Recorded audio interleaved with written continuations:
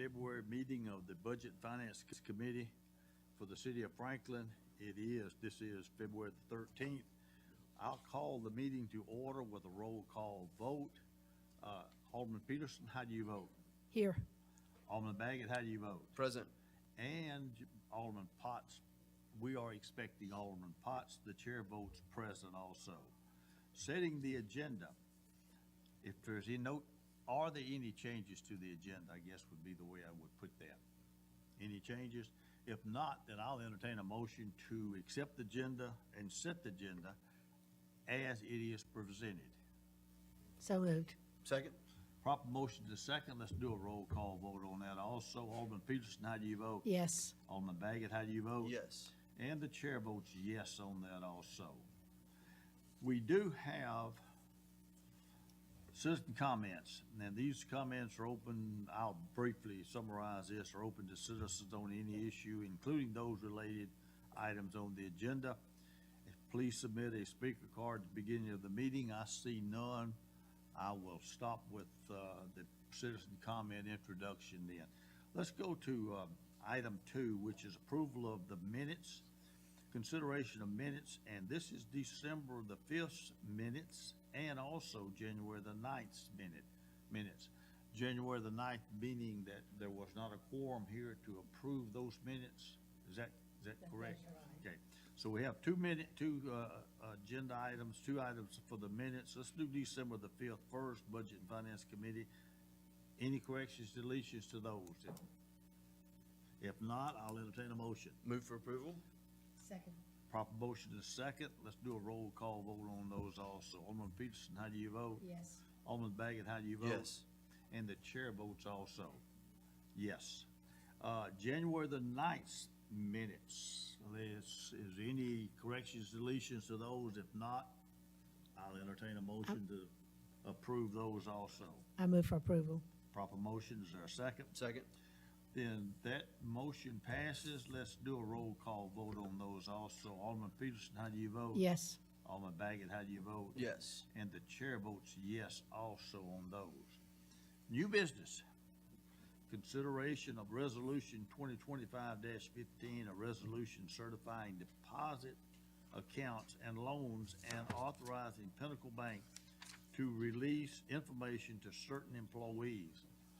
Margaret, you're up. Well, Margaret's going to designate this one to me. So Okay. this resolution is asking to update the city employees in our finance department who serve as primary contacts on the day-to-day banking relationship with the Pinnacle Bank. Certainly, we do have 3 positions in the city who are signatories on the bank accounts, but we do have 2 positions in our finance department, the comptroller and the financial manager, who serve as the day-to-day contacts. And certainly, while we do have these 2 positions, the banks do require that this resolution name the names of the incumbent persons in those 2 positions. And they do, the bank does to keep a copy of this signed resolution to ensure that the appropriate persons do have access to receive information about the city bank accounts. With the retirement of Michael O. at the end of December, this updated resolution continues to identify Margaret Wilson. She was our contact person in her role as financial manager, and she'll continue as a contact person as our comptroller. It also adds Lisa Gray, who our financial manager, who came to join us late in 2024 as a contact person on the city bank accounts. And that's all that this resolution does. Okay, then let's do a vote on this. It's a recommendation to the full board, and I will entertain a motion to the resolution 2025-15 of approval from the committee, but also recommended it to the full board. Move for approval and recommendation to the full board. Proper Second. motion and a second. Let's do a roll call vote on that. Alderman Peterson, how do you vote? Yes. Alderman Potts, how do you vote? Yes. And Alderman Baggett, how do you vote? Yes. And the chair votes yes on that. And thank you, appreciate it. Alderman Potts is here now, so we have all 4 of the committee members present. Let's go to item 4 then, the budget presentation from Public Safety.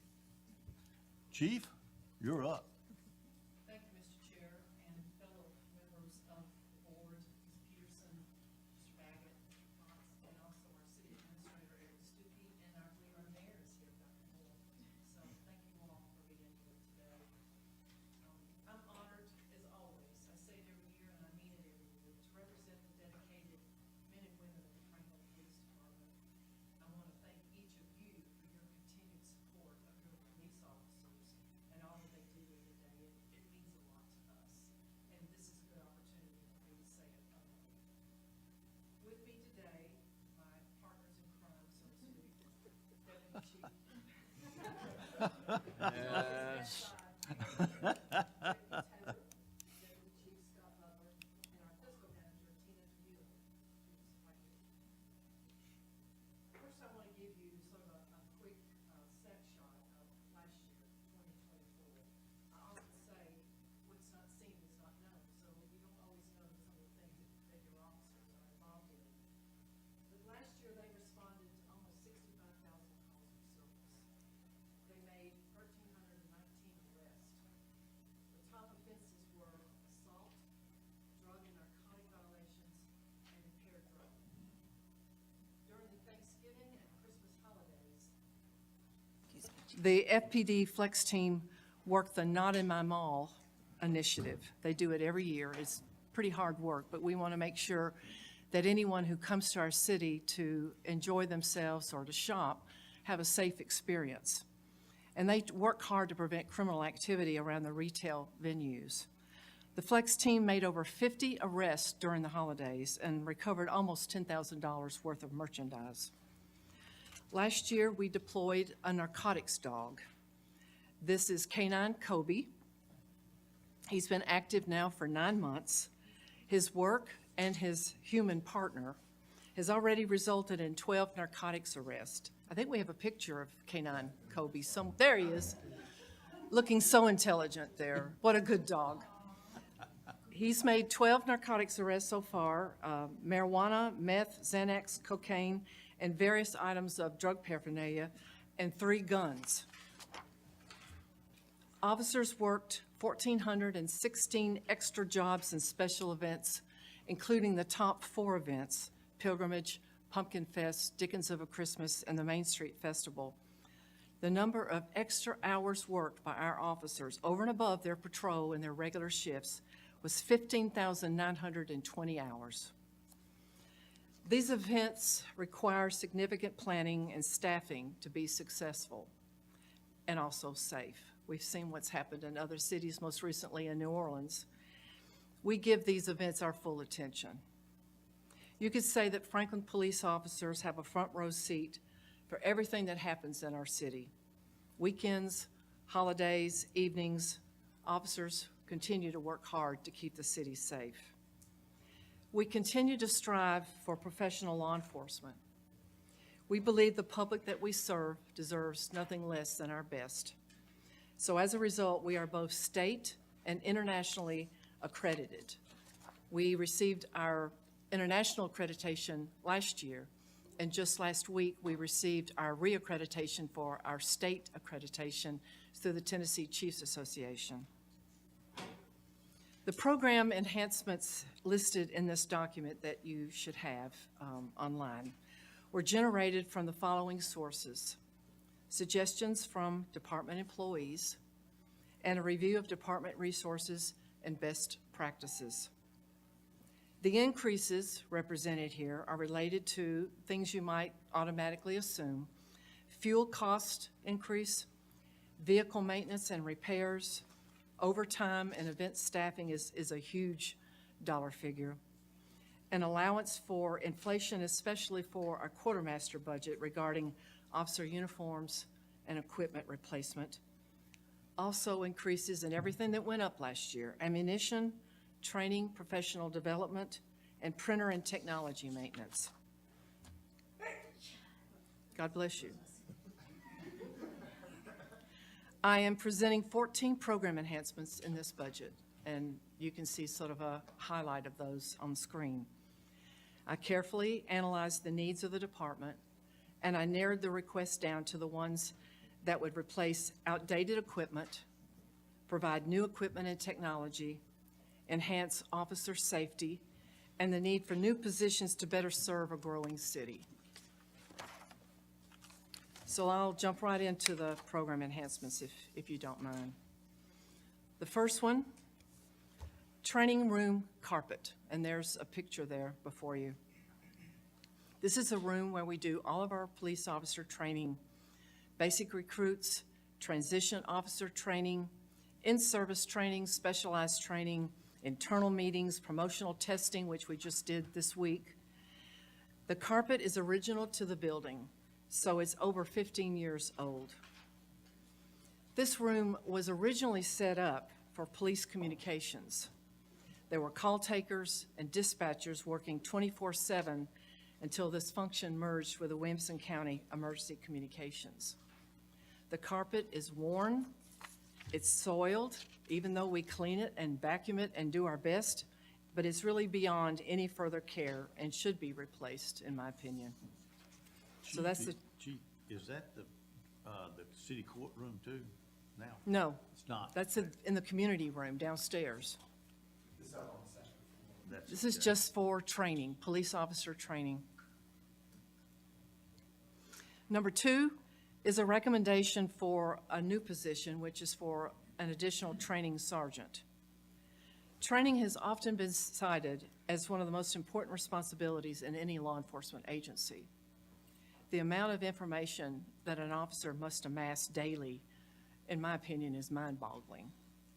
They have to absorb new laws, general orders, announcements, requests from the public, new rules and regulations, intelligence reports, legal bulletins, and much more. The profession is constantly changing. Well-trained officers are better prepared to act decisively and correctly in a broad array of circumstances. There are liability issues when you do not have a well-trained police force. This is a request for a new sergeant who would be added to our training unit. Their responsibility would be for basic and in-service and remedial training regarding defensive tactics, firearms, non-lethal weapons, current written directives, and laws that cover these topics. And they would also conduct scenario-based training and evaluating officer performance in a training environment. They will also be meeting all Tennessee Post Commission requirements. That's my second program enhancement. Third is something that I feel strongly about all of these, or I wouldn't even present them, because I got a lot of recommendations, and I really boil them down to what I think are the most salient issues that are critical to the department in the way we serve the public. Number 3 is a victim support counselor, and this is a new position for the Franklin Police Department. There are images that are burned into the soul of every law enforcement officer, primarily the faces of crime victims that we've encountered. We have a job to do, and it's law enforcement. But we also know that people who experience victimization are never prepared for what just happened to them or their loved ones, and they need help. I'll wait just a second.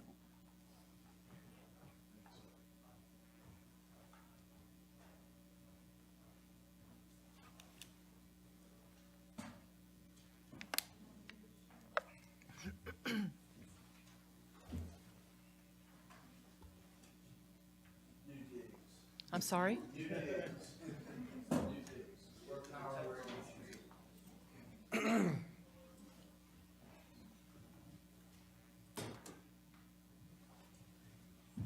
We all plugged in? Okay, again, this is for a victim support counselor for the department.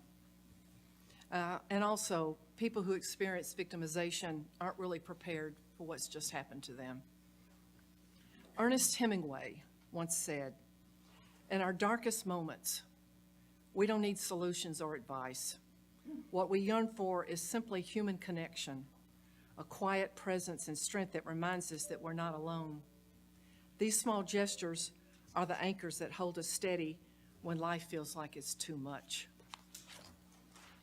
A victim support counselor would provide crisis intervention and referral assistance to victims of crime and survivors of traumatic events.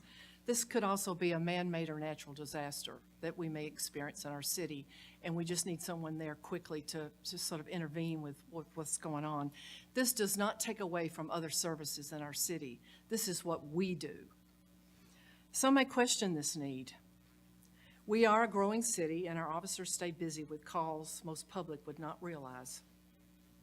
Last year, officers responded to 130 psychological emergencies.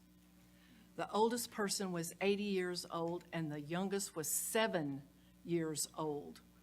Now, you know, we laughed about this yesterday with Leadership Franklin about what we were all doing when we were 7 years old. When I was 7 this week, I was making a mailbox to put Valentines in at school. That's what a 7-year-old ought to be doing, and not thinking about harming themselves. In fact, of that 130 psychological emergencies, there were 28 juveniles. Including in this count are suicide attempts, suicide threats, and 8 completed suicide. That's the same number as last year, 8 completed suicides. Officers responded to a murder-suicide in November. All of the relatives connected to these victims were from out of state, but they quickly arrived in Franklin and they needed assistance.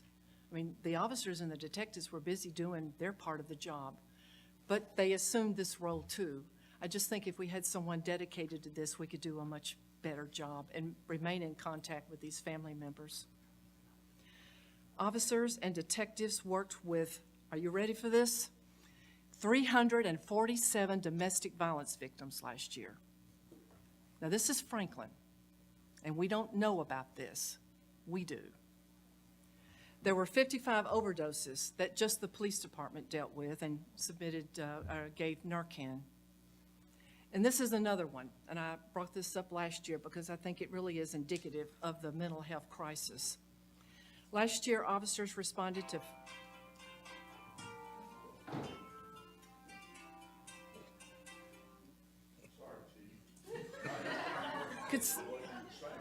Could somebody show the mayor out, please? You're grounded, Mayor. Okay, that was not my fanfare for this statistic, but maybe it deserves one. Because last year we had 5,699 welfare checks. Now, they can be anything from an unattended death to someone who hasn't showed up to work for a week, someone who has been missing their dialysis, someone not attending school. It could be anything and everything, and it is. I'm advocating that a victim-centered law enforcement response would play a vital role in the stability, safety, and healing of crime victims and their loved ones. We play an important role, a role that no other function in the criminal justice system can effectively perform. Police officers are generally the first contact with someone after a horrific event has occurred. It gives me chills just thinking about it because we've all been there, done that, and we know that this person is looking to us for some guidance and some help and some comfort. To have someone serve as a victim support counselor, I think, would be a plus for the Franklin Police Department and the people we serve. I know I sound a little preachy on this, but I really feel strongly about it. All right, number 4, an evidence tech. Again, this is a new position, an additional evidence tech. We currently just have one, and I'll give you sort of a feel for what the workload is. This is a critical part of our accreditation standards. The property and evidence control function is responsible for the security and control of seized, recovered, and evidentiary property, as well as abandoned, lost, or found property. They are responsible in helping guarantee a successful prosecution at criminal trials. They must facilitate the timely return of property to the owners, and they are key to establishing the Franklin Police Department's reputation as a trusted and honest agency. We currently, as I said, have one evidence tech for the evidence function. If she's not there, she's on vacation, or she's sick, she has a lot to catch up on when she returns. Responsibilities and workload have increased year over year. Receiving, logging, documenting, storing, and securing all found property and evidence related to a crime, an arrest, or a search warrant. This function is a major part of our accreditation standards, as I said before, and best law enforcement practices, which requires that all evidence and found property must be tracked and regularly inventoried. They are responsible for completing reports to the Tennessee Bureau of Investigation and testifying in court regarding the chain of evidence in a criminal case. In 2024, our current evidence tech received and documented 33 vehicles in our impound lot, 522 drug cases, 130 firearms, and 1,787 other property items.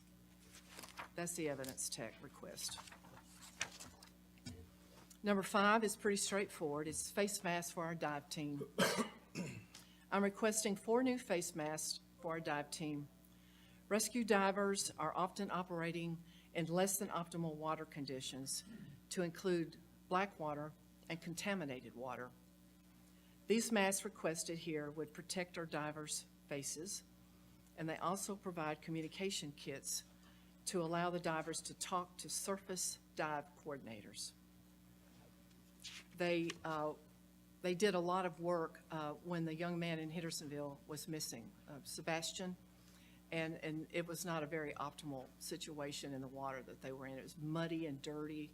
They were in culverts and places like that. They also were in Leaper's Fork when there was the plane crash looking for the fuselage, and they had a lot of difficulty trying to see in that water.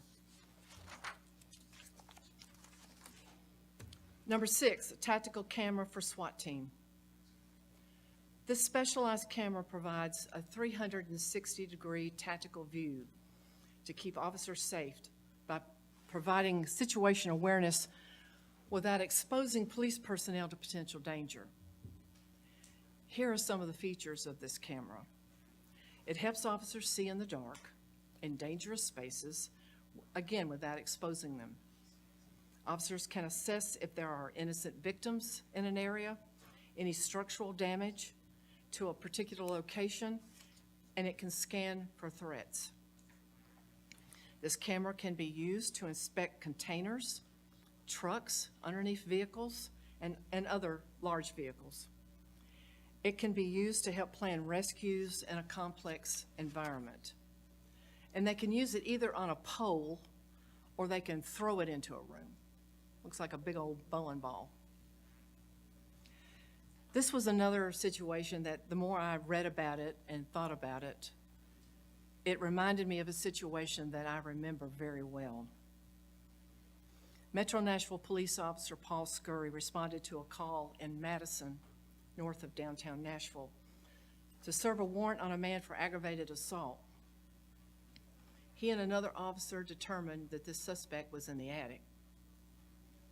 As Officer Scurry climbed the steps, he had very limited view of what or who or where was in the attic. When he reached the top of the steps, the suspect was waiting for him in the dark. Officer Scurry was shot and killed in the line of duty. The ability to have a camera that can precede an officer's entrance in a high-risk situation could save lives. Number 7, we are requesting this particular drone. It's a state-of-the-art drone suitable for both day and night use. It's extremely helpful, especially searching for a lost person in low vision or a wooded area, which we certainly have here in Franklin. This drone is equipped with a high-quality FLIR thermal imaging camera, which is suitable for searching for wanted individuals and even officers in foot pursuit. It's an incredibly useful tool when officers are responding to a lost child or a silver alert. The Franklin Police Department currently has 7 drone pilots who work all 3 patrol shifts. So we would always have this drone in the field for ready access, quick. It has 4 batteries, and what I like about it, it has a super quick charger. That's the drone that we're requesting. Number 8 is regarding our incident command vehicle for couple of upgrades. We're asking for a stabilization system and a new awning. We use this vehicle when incident command needs to be quickly activated in locations around the city, particularly in neighborhoods where there's not a lot of room to park anything very huge. Sometimes it's on a cul-de-sac or at a business. It's used for training exercises for both the SWAT team and our negotiators, and at all high incident calls. We'll be doing training at a Franklin school during spring break. We take advantage of the fact when the schools are empty to go in and do active killer drills with our SWAT team and flex team. So we'll have this vehicle there. This vehicle's 22 years old. We take good care of it, but right now it needs a little bit of an overhaul. We're requesting to purchase an automated system that will safely stabilize the vehicle. The current stabilizing equipment is not working. Also, you can see the awning there in the picture. The one we currently have is, and this is a quote from the officer that takes care of it, "It's 100% shot, Chief." They use this awning as a roof for additional workspace outside the vehicle. And that's how we use it.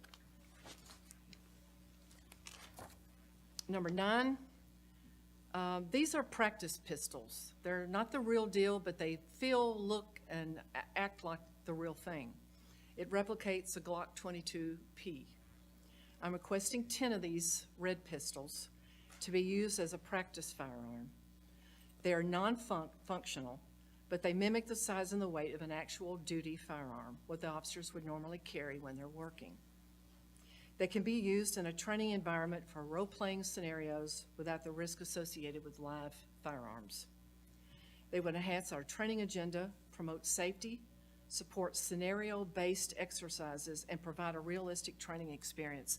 These young men and women that I'm hiring, they're really into scenario-based. They need to figure out, we need to sort of test drive some of these critical incidents that they deal with and how to do crisis intervention and how to handle an active shooter. So this is a chance to do this in a safe manner. I'm almost finished. Number 10, facial recognition software. Facial recognition software. Now, this is a platform that assists police investigators with identifying persons of interest in criminal offenders. This technology is currently being used by several law enforcement agencies in the area, including the Williamson County Sheriff's Department, the Brentwood Police Department, and B&A Airport Police. We know because they've let us sort of test drive it a couple of times on some cases that our detectives had. The software is only used as a lead, which is then verified further in the investigation. This is especially helpful when suspects leave our jurisdiction and are out of state. So it wouldn't do any good to put their face on TV. They can't see it, and nobody else can see it where they are. The software uses publicly available photos only. For example, photos from Facebook, booking photos, anything that's posted online and not blocked is fair game. Detectives do not use this information solely to establish probable cause. It's more for corroboration of evidence, and they would have other evidence to present to the magistrate and the court. I leave anything out on that? Your detectives would be using that. Okay. Number 11. I presented this last year, but I wanted to bring it to your attention for consideration again. Virtual reality simulator for law enforcement training. Again, this is how young people learn. They're used to goggles and doing virtual reality, video games, that sort of thing. This is a state-of-the-art technology for law enforcement. The scenarios available are spot on for contemporary police work. They include, for example, scenarios for active shooter training, de-escalation techniques, a person in crisis, community engagement. All of this would be done in a safe environment and closely evaluated by a senior police trainer to sort of judge how they're handling these situations before they have to do it for real. These are realistic situations that allows us to view their competence and ability to deal with complex human issues in our society. The expected outcomes of using this training are an improved training effectiveness and efficiency, increased officer confidence in handling tasks, enhanced ability to respond to real-life situations, and it improves critical decision-making skills and accuracy under stress. I think that's probably the most important, is their ability to have critical decision-making, and then how do they handle stress? If they can't handle it in a classroom, they sure as heck can handle it out there. Okay, this will be something you all will be particularly interested in since you knock on my door a lot. Traffic management software. Yeehaw! This software provides data regarding vehicle count and speed for traffic volume studies and analysis. When addressing complaints from the public or, quote, alderman, regarding our neighborhoods and any place near our schools, including the day of the week and the time of the day. It's currently used by the U.S. Department of Transportation to track speed and safety in highway work zones. It has been validated as a reliable source of data at the federal level. When our traffic unit receives requests for traffic and speed data, it currently takes up staff time that could be spent deploying officers to problem areas. Last year, traffic officers conducted directed enforcement activities in 53 different locations in the city due to citizen concerns regarding speeding and other traffic offenses. They also deployed our various speed monitoring devices in 38 locations in response to traffic complaints. Using this traffic management software, it would allow us to provide requested information in a timely manner to our stakeholders and save officers for a quicker deployment to problem areas.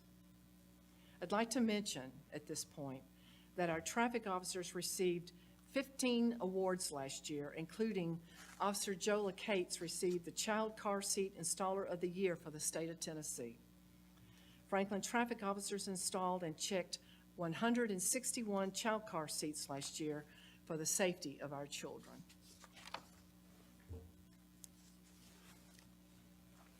All right, number 13, range improvements. We're requesting two things. One, a steel storage building to be constructed at the police department's gun range. It would provide secure storage for equipment and supplies. Second, we are requesting to paint the structures at the gun range.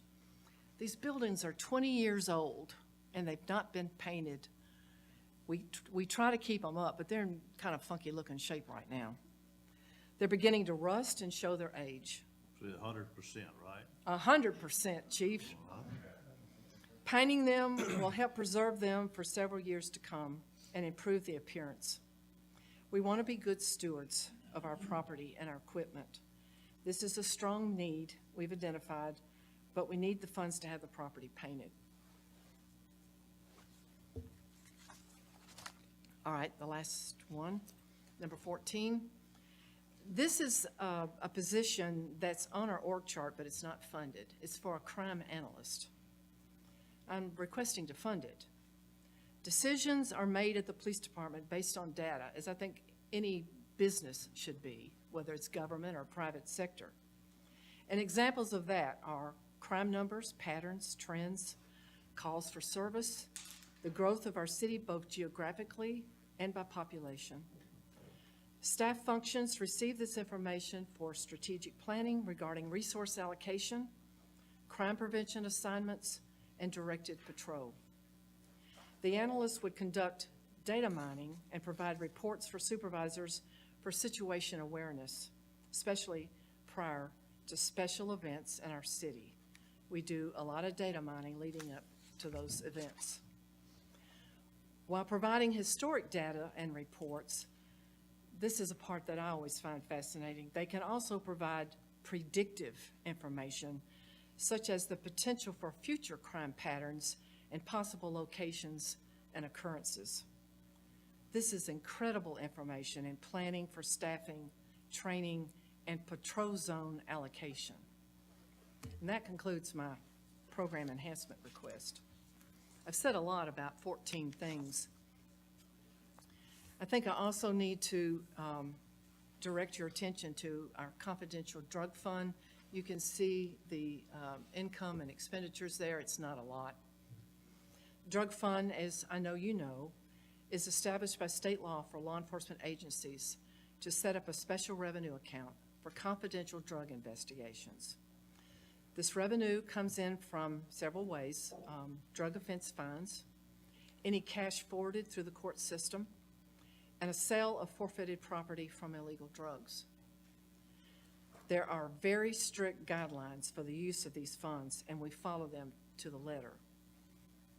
I'm a real penny pincher when it comes to this. I don't want to be audited. We're keeping this budget status quo, and we'll never spend more than we have in this fund. Now, if you're okay, I'll conclude at this point, at least my presentation, unless you have some questions. The Franklin Police Department is well respected for its training, its policies and procedures, selection of officers, meeting stringent standards for both international and state accreditation. We enjoy a very low crime rate and an amazing quality of life. That's what brings people here. We intend to keep it that way. We have a reputation for professionalism and dedication to our duty and to our city. Our officers take an oath to defend this at their own peril. My vision for the near future of the Franklin Police Department has never faltered. It will continue, and we will continue, to plan and train for any and all crime trends so we're ahead of it. And we'll continue to work hard to recruit police officers that mirror our city and share our values.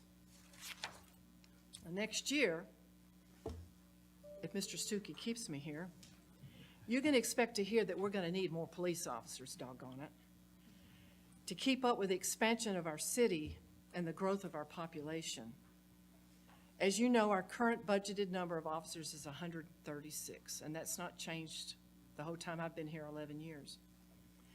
In the police department's 2008 and 2009 budget, one of the few things that didn't get shredded, the number of budgeted sworn officer positions was 145. That's what we need now, based on the calls for service and the increased number of special events that are being held here.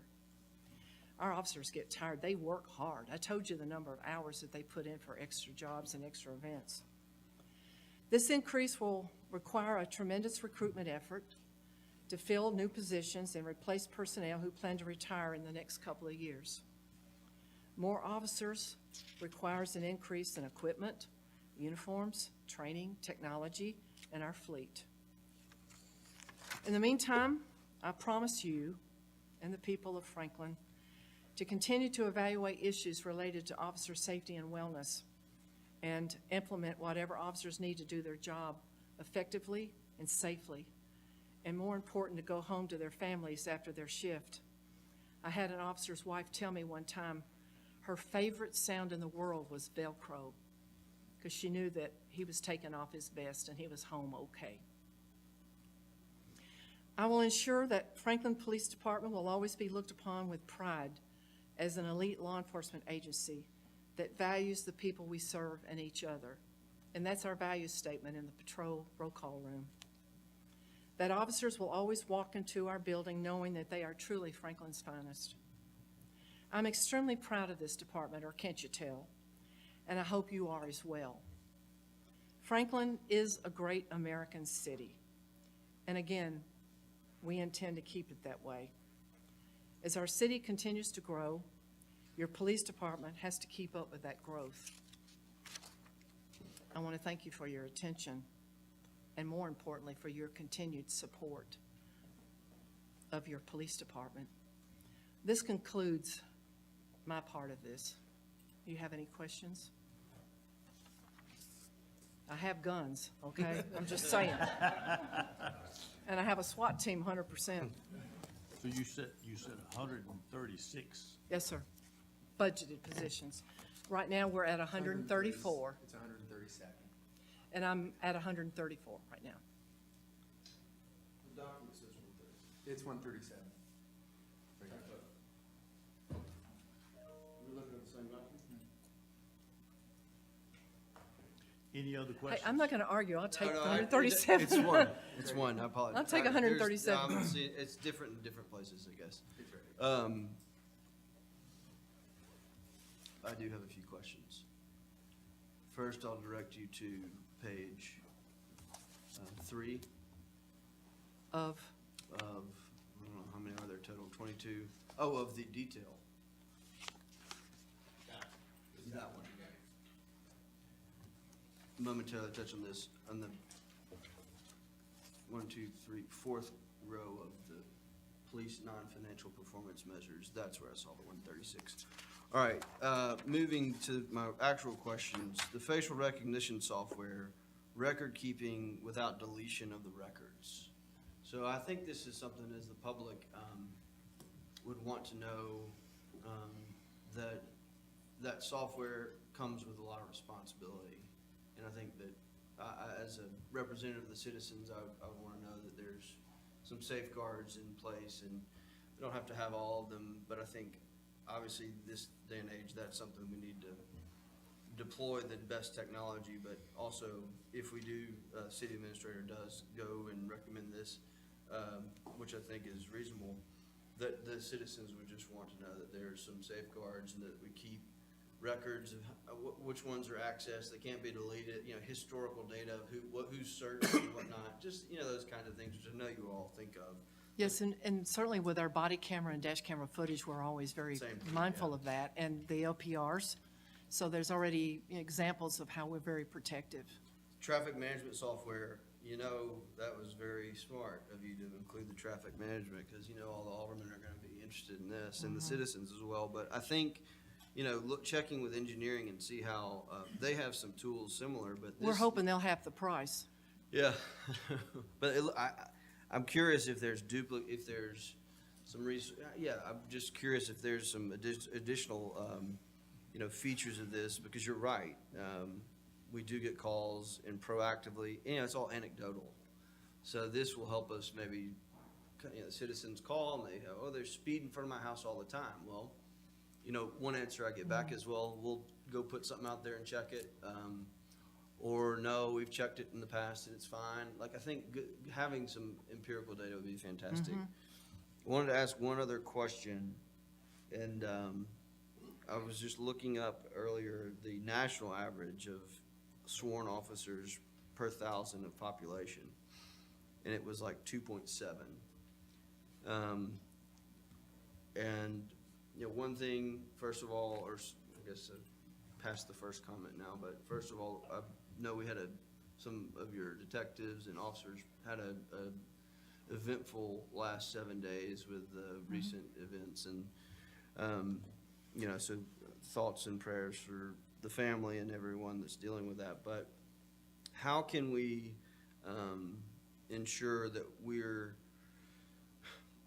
why are we so low, the national average, number one? It's a little alarming that we have been the same number of sworn officers since 2008.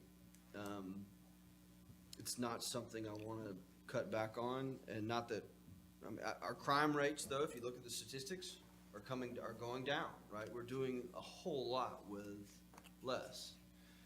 But one common thing I hear in the public is that, with the growth that we've had, whether the perceived growth that we've had, that we could fall behind on safety. So I'd like to see what the 145 officers, if we went back to that, what that budget number looks like, what that would look like. Now, that might not be in the financial plan this year, but I'd like to at least know what is the magnitude of that on the overall budget for that to be considered.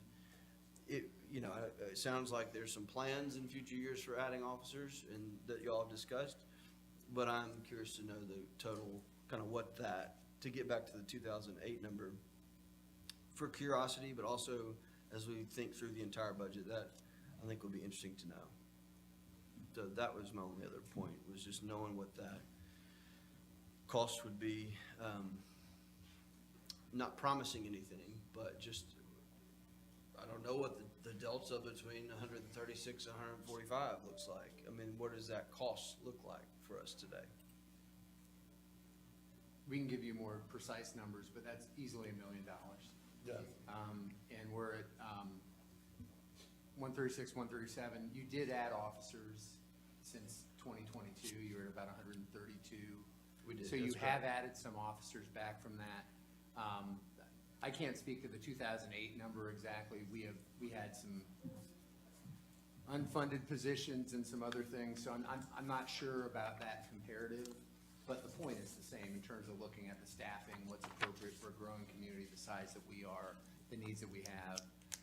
We have overall good crime rate numbers. They compare very, very favorably, so that's good. Yes. So that element is helpful, but the thing I see that I think we focus in on is, I think the very first number the chief said, 65,000 calls for service. Yeah. That is a significant workload. In addition, the events and those demands, 15,000 hours, I think is what I remember from that discussion there. That's a significant work demand beyond the base. And so, more hands on deck help us spread that workload. And so that is something we look at. And when we look at establishing kind of our base of operations from a financial standpoint and our structure, not just this year, but beyond, is something that we Yeah. need to look at. And what are the dedicated resources that help us get to a staffing level that'll fit the size and scope of operations, not just next year, but 5 years from now and beyond. And that's what we are looking at. We do give you a 5-year outlook as a companion to the budget, but this is an important staffing question.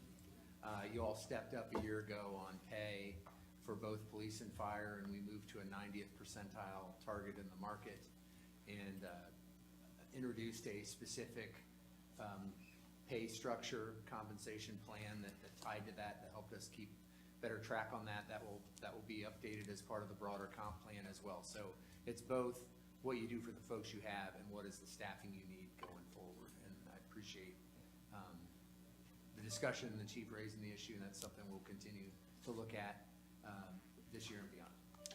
Yeah, I'm- go ahead. I would also say, going back to that period of time, I was not here yet. Eric had just gotten here.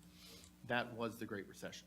And so Natural. throughout the city organizations, if I recall my history, we had to scale back 10%. Revenues went down 10% year over year. And so what the city did, something that we did similar to COVID, which was you may have had budgeted positions, but anything that was vacant at the time, we froze. And what we've done over time is to go through the years, and generally we give departments between 3 and 5 years. If that authorized level of position was not necessary, then we have taken them off the organizational charts. And so over time, the fact that there were 145 budgeted at that time is a true statement, and yet the fact that we've also added officers back slowly is a statement as well. I think the main thing is that, and we've said this before, and it's not prevalent, I think, concern that I've heard from citizens, because I do think the crime rate's down, but it is a lingering concern that has come up that we're not keeping up with our, not because of the response or the service or anything, but that as we are growing, just to make sure that, we have enough people to take care. And so I'd like to still see the figures of what that looks like. I had a woman come up to me today in a meeting and said that her daughter was witnessing cars being broken into in another city, not Franklin. And so she called 911 and requested, she said, I've got it on my Ring camera, I'm witnessing, it's happening it now. And they said, sorry, we can't come. And she said, the reason why I'm telling you this is that I know how fortunate I am to live in Franklin, because I know that your people will come. And they're coming about a minute quicker than they did in 2020. Yes, Based on the data in here. we're good. It's very good. We have a lot to celebrate, but I think we need to, make sure we stay on top of it. Thank you. Any other questions? Mr. Chair, thank you. Chief, first, thank you for hosting Leadership Franklin yesterday. I happened to be in that class, which I've heard is the best class ever. Next to mine. But I will say, we did have the opportunity and privilege to see some of the Glock 22P practice pistols in action, and we did see a couple of them were broken and needed repair, but the virtual reality training is something else. I've got just a couple of questions, and one is what Alderman Baggett referenced, and that was the traffic management software. If this is something that can be shared across fire and/or our traffic engineering departments, as well as special events, is that something that is cross-departmentally available? They or help how pay does it- for it. Well, that is the question. Yeah. Okay. All right, same pot of money, thank you. All right. The other that I had was in regards to the range improvements, and that is, do we have any other law enforcement agencies using our range? No, No. Okay, good. they have their own. Okay. I mean, Brentwood has an indoor range, and the sheriff's department has their own. All right, thanks. And then, on the evidence tech, is this something that one of our officers could be cross-trained on to serve when you gave the example of somebody who's out sick or somebody who's on vacation? Or Well, is this- possibly, but again, what I tried to display to you is, it's a little bit more sophisticated than just somebody filling in. I do use that as a function for light-duty officers, but they don't do that part of it. They might do some logging in. You know, officers have to, it's a very, I don't know, when you did your ride-along, did you have a reason to go to evidence and log evidence? Unfortunately, we didn't know. Okay, well, there's that end of it, particularly after hours, like weekends and at night. And so there's a special place, so few people touch it. I mean, the chain of evidence is very meticulous. So this light-duty officer can at least sit there and log it in. But the other pieces I mentioned, the TBI reports and testifying in court and all of that, that needs to be squarely a unique responsibility, in my opinion. All right, thank you. And besides, we need the officers on the street unless they're on light duty. That's right. I try to put them someplace they don't like, so they're anxious to get well. And get back on the street. The last one I have here is the CID facial recognition. Similar to what Alderman Baggett was asking about records, my question on that is where can this be utilized? Not necessarily the how aspect of the where. Is this in patrol vehicles? No. Is this not in our mall? Strictly criminal investigations, the Strictly- detectives. Okay. So it's a very controlled area. Okay. I can give you an example of how we've used it. We had, we had a case where it's called bank jugging, where an individual sits outside of a bank, watches someone go in and make a big withdrawal, and then leave. And then the suspect follows them to wherever they're going. When they go in, they make sure they're in there and then break into their car. We had this case where an individual did this, followed them to Kohl's. We were able to get a beautiful video picture of his face when he went into Kohl's, provided it with the airport who helped us out with this. And we found out that this gentleman lives in Houston, Texas. And we were able to file charges against him, find out that he's been doing it across the United States. And basically, we were able to close that case when we normally would never have been able to do. Because like the chief said, if we put it on our news, nobody knows this person. And a lot of the crimes that are being committed in our area are people from out of state, or West Tennessee or East Tennessee. So we've used it for that. And the question about how long we would hold this information, the software systems usually leave it up to us. And we would probably reach out to Brentwood and the airport to see what their policy is, and probably mimic their policy, or our already in progress Axon policy that we use for our videos and stuff. Thank you. Yeah. Appreciate the example. Any other questions? Mayor? Comment if I could, Mr. Chairman, and that is going back to one of the enhancements the chief mentioned, which is the victim support counselor. I think Nashville has such a position, but today in Find Hope Franklin, one of the members of that group, who is with the suicide prevention group, talked of the loss of her husband to suicide, and that a victim support counselor was an important part of her recovery and also preventing her from taking her own life. You know, our officers are doing a lot of social work besides policing and hand-holding, and certainly somebody like this, if we could support that, would be give them, our officers, more time to do the work they need to do as police rather than social workers. Thank you for saying that, Mayor, and she started crying just talking about it, and she said it saved her life, because I think she contemplated, she had some ideations also, and she and I talked after the meeting, and so it's a powerful story, but if anything, it highlighted and underscored that what I was thinking, I might be onto something. It might be something helpful here too. You just don't know, but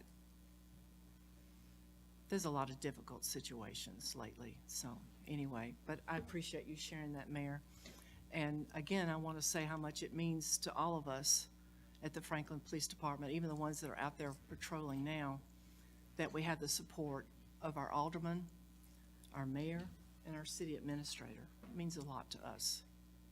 Not everybody is that lucky, and we know how blessed and fortunate we are. Any other questions or comments?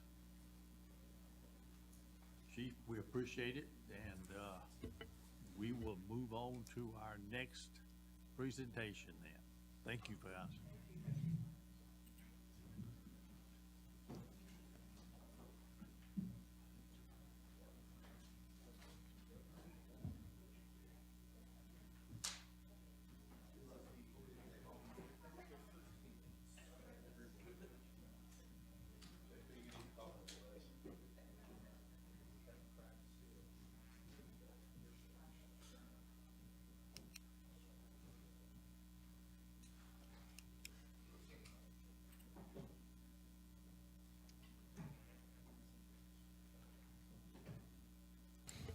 Chief Johnson, are you ready? We are ready. All right. Well, once again, thank you for having us. Our fiscal manager here, Ms. Joanne, has made sure that we have everything in order, and she does a really good job of keeping us in line throughout the year. I also have Assistant Fire Chief Greg Baltimore. I'll have various speakers come up and address you, because there's some specific items that they're experts in, and they can talk more intelligently about it than I can. So we'll go ahead and go to the next one, Michael. So we always start off our presentation by reminding everyone what our vision statement is. Our vision statement is service through excellence. And our core values are professionalism, integrity, and compassion. And that's what we expect, and that's what we deliver from the men and women of the Franklin Fire Department on a daily basis when they're addressing either citizens or visitors to this community.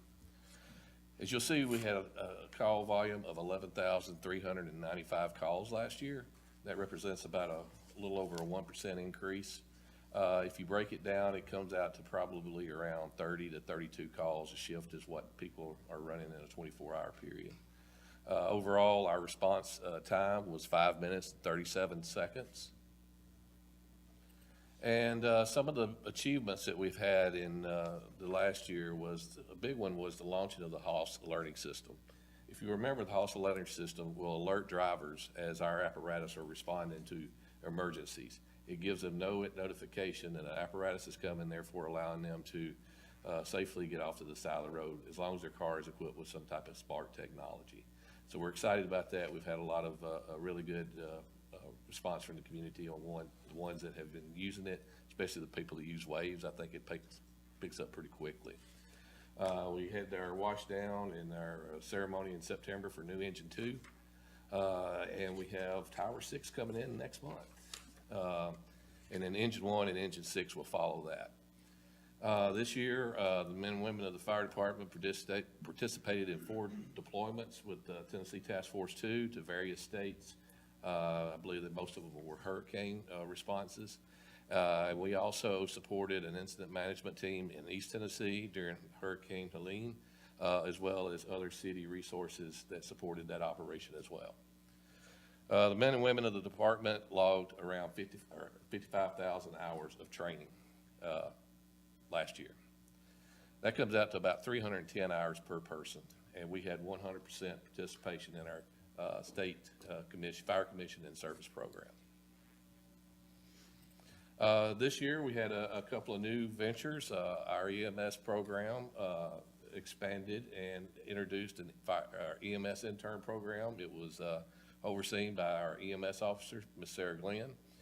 We took firefighters from off shift, and basically they can walk through and do the responsibilities of the EMS officer in the event that we become overwhelmed or extended time off. We're looking at doing a similar program in training this year. We've seen a lot of success with it. It builds depth in our chart as far as being able to do other jobs cross-trained. Next, I'm going to ask Engineer Emily Nelms, to address our behavioral health and wellness program. Hello, everyone. I appreciate the opportunity again to come before you and just briefly discuss our behavioral health program. I'm happy to report it continues to grow. A couple of highlights to share with you is that our reach is expanding. So, of course, we have had the privilege to help numerous people within the Franklin Fire Department, but our relationship with Franklin Police is growing as well. So we have a great relationship with their peer support team, and many people from Franklin Police have reached out to us for our resources, and we've been able to connect them into our system. So that has been an honor. Additionally, we've had several people from that are City of Franklin employees, but outside of public safety, reach out to us as well.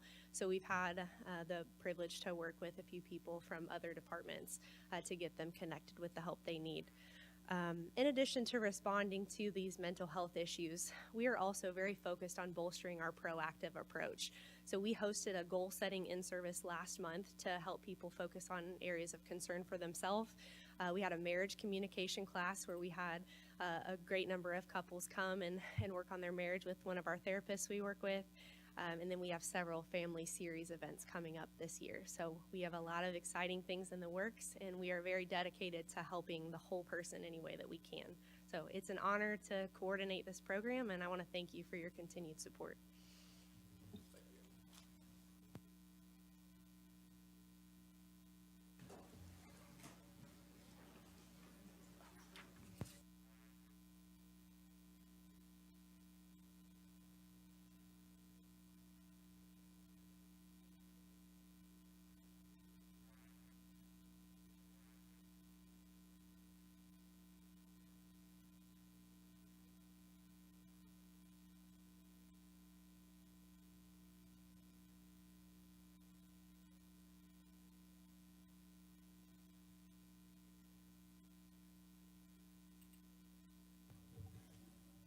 I apologize about that.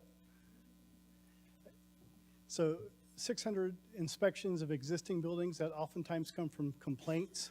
It oftentimes comes from areas that we focus on, whether that be hotels, whether that be our assembly occupancies, restaurants. You can imagine all the things that change on a daily basis throughout Franklin, and trying to stay out in front of that.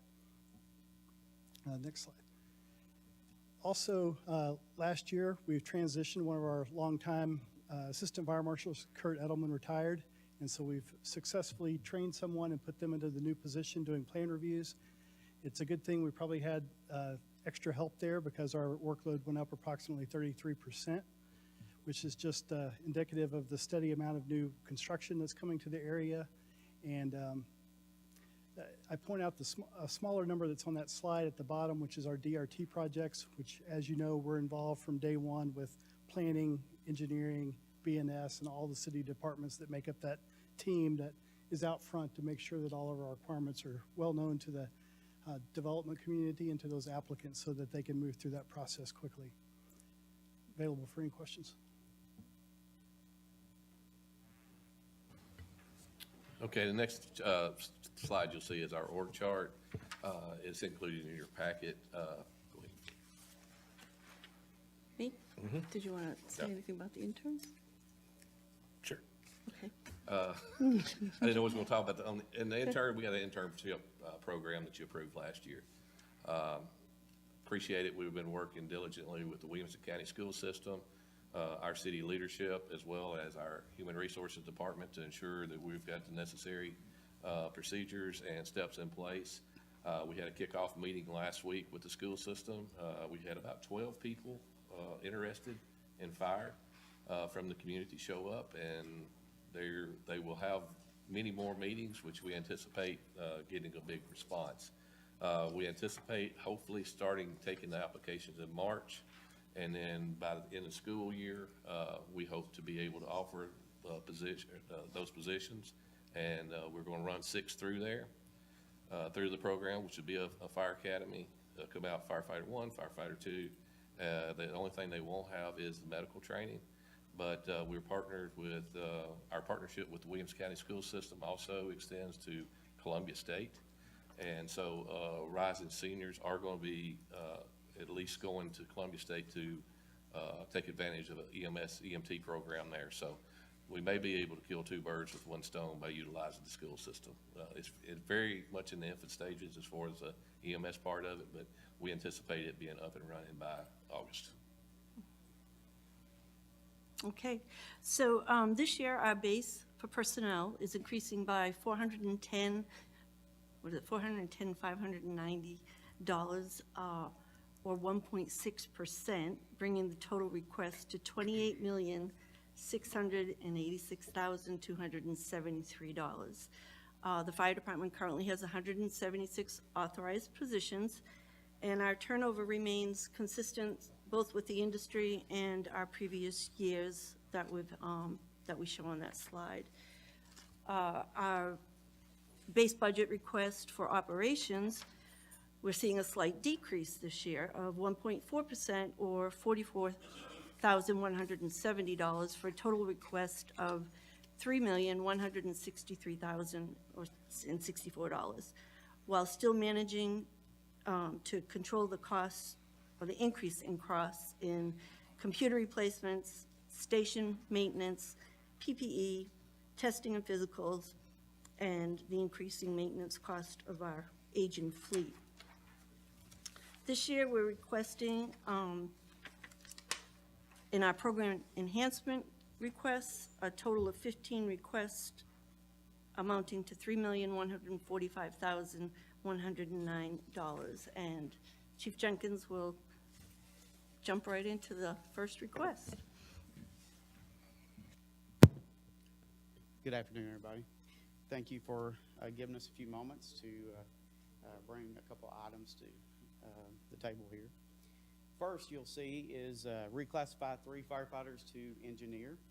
A few years ago, if you'll remember, 2 years ago to be precise, 3 firefighters were reclassified to lieutenant positions to maintain consistencies with the other apparatus in the city. This change will follow the same principle, and we're talking about Rescue 2 in this case. So in this particular request, we were asking that 3 firefighters this year be reclassified to engineers. This will streamline us to get everybody on the same page. This is a heavy apparatus. It has a very vital role in our city. And when we make this transition, it will, just like our engines and our towers, they will all have a supervisor and an engineer driver that's compensated and responsible for daily operations. A couple of them highlights that they'll bring to the table when they do that, in addition to that, is having a designated engineer ensures that the fire department is operating efficiently and safely, reducing response times and enhancing incident management. Engineers specialize in maintaining and troubleshooting apparatus, reducing equipment failures, and ensuring operational readiness at all times. So that consistent person on these apparatus makes a difference, is what we have found. Providing a clear career path boosts morale, encourages professional growth, improves retention by rewarding experience and dedication. So As you can see here, the total cost for this is $23,707, but we believe this is an essential investment to maintain operational consistency, improve efficiency, ensure our department remains aligned with our staffing goals and plan.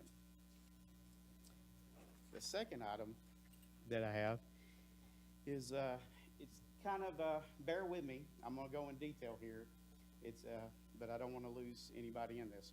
We're asking for 3 additional firefighters to be added to our total number in order to do a transition into our organization of moving our shift captains onto district response vehicles. And over the next few minutes, I'll kind of explain why, and we feel like that's a need, and lay all that out. So, the proposal recommends reassigning all existing shift captains to response vehicles, allowing them to function as the district captains while on duty. The strategic change aims to enhance their ability to supervise crews across multiple stations, both during emergency and non-emergency operations. To do this, we are requesting these 3 firefighters I just mentioned for a 1-year trial period. During this 1-year trial period, we'll be evaluating their effectiveness, looking at the outcomes, seeing if what we expect comes true, and make a decision and bring that back forward to the city management. Currently, our current challenges right now, we have limited direct supervision during critical incidents because of the span of control, our reduced ability to implement consistent command structures across multiple stations because of multiple calls going on at the same time. And we also are confined to being, the captains currently are confined to being part of the staffing on the apparatus now. So if, as a BC, if I assign one of the captains currently, that takes our entire unit out of play. So if we put these captains on these response vehicles, they will essentially be aiding and acting like a district battalion chief, but with that captain role, supervising in those districts. The span of control currently is not conducive for multiple complex scenes going on in the city of Franklin. Right now, as we're growing, we're getting busier. Emergencies are getting more complex, and currently we have 1 BC on shift. So this aids in that. It would give us 3 captains to help mitigate these calls, plus the BC. So the benefit, to recap a couple benefits in here, captains will have increased mobility, enabling them to provide direct leadership and oversight to the lieutenants and their crews. The presence of the district captains will reduce the span of control for the incident commander, ensuring more organized and efficient response. And during our emergencies, we have specific roles and responsibilities that we are required to maintain. The incident commander, a safety officer, accountability officer. And currently, these roles are all having to be filled by the BC. So when we have a large-scale incident, that can become overwhelming. So that is another reason, one of the reasons why we're requesting this. A district captain can assume command of additional incidents when the on-duty battalion chief is managing another incident without tying up an entire company. Currently, once again, if I assign a captain to a particular call, that entire company is taken out of play. But if they're on that response vehicle, that company will be free to go perform its duties, and they can manage those scenes. It'll also provide support to crews during high acuity incidents and routine operations, and allow many functions, just like I mentioned a moment ago, safety officer, accountability, etc. The staffing model aligns with the existing chain of command, as our captains are already responsible for multiple companies at different locations. They serve as a more scalable and sustainable alternative to adding a 2nd battalion chief.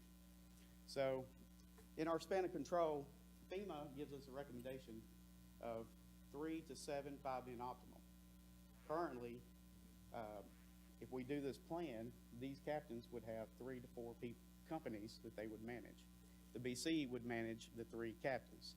So it's a building block, if you will, all the way up, and it keeps us in line and gives us room to grow and prosper in the future. So in order to implement this, we need the 3 additional firefighters to backfill. These positions, these firefighters will backfill in the companies, and then the step up, we will step up lieutenants in those captains' places on those trucks, while those captains are on those response vehicles. We'll need to do this for a 1-year trial period to evaluate, is it productive? Is it doing what we thought, what we hoped for? Do we need to adjust, and so forth? And then Chief Johnson would come back with those findings. If it's found to be unfavorable and we decide that it's not, we don't have the desired outcome, the 3 firefighter positions, if awarded that, would be absorbed through attrition, retirements, etc. So on the slide here, you got a total cost of this proposal at $454,435. So this is a strategic shift, but this does give us the capacity to grow in the future as we add apparatus, as we add stations, as we add complexity to calls and calls for service in our community. And it's setting our best foot forward for the community. Thank you.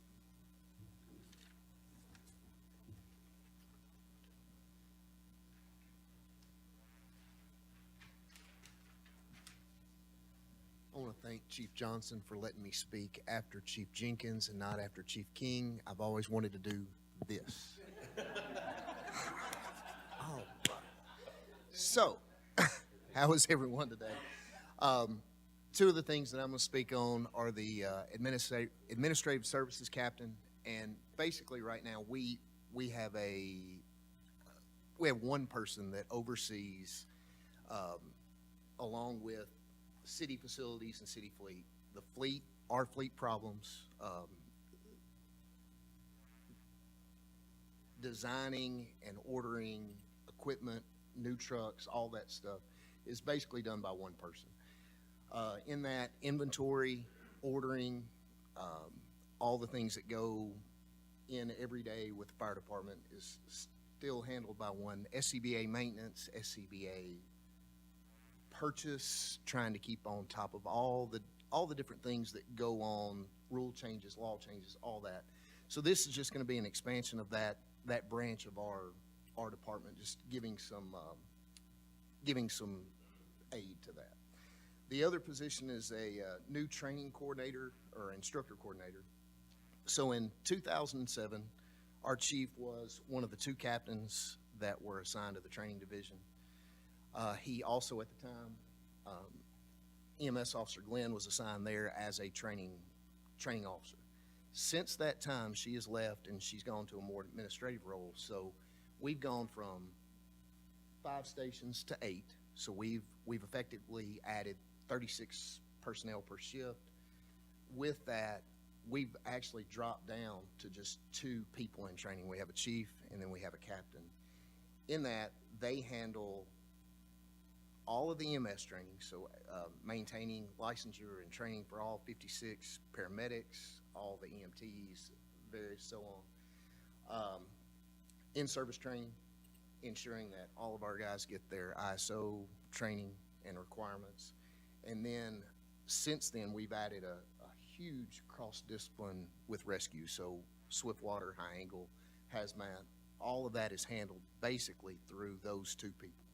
So they're managing, even with prevention, they're overseeing some of their in-service training as well. So it's just trying to help them kind of grow the same way that PD. I think PD right now has 4 personnel in their training department for roughly about the same size that we have. So.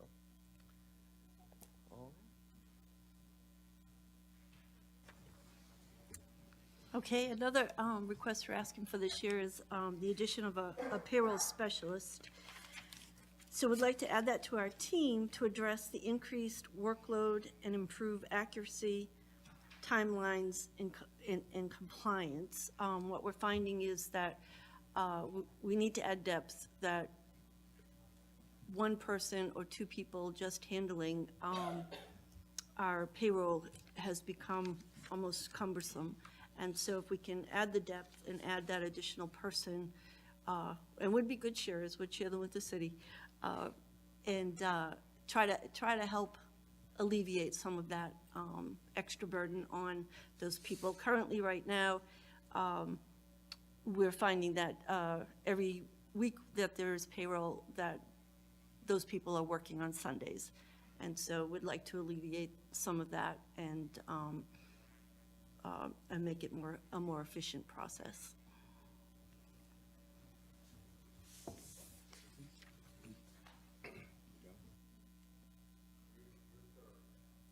It is.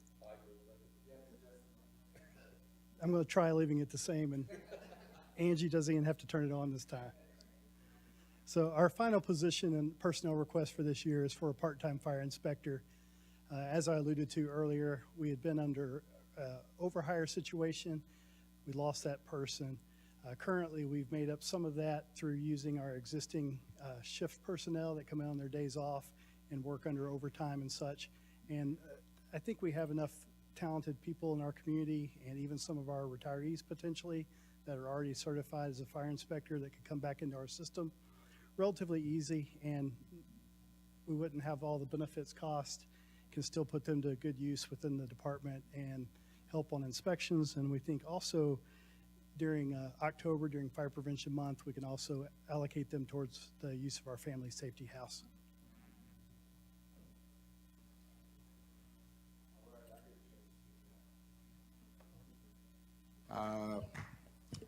The annual health screening for retirees. This request is offered, is to offer those firefighters who are retired the option to have an annual screening that's provided to all firefighters for a period of 5 years after retirement, which will keep us in compliance with the Brady Act. The next thing is the Lexapol software for our SOGs/policies. This request is to subscribe to this, which offers a comprehensive set of legal, defensible policies and operating guidelines.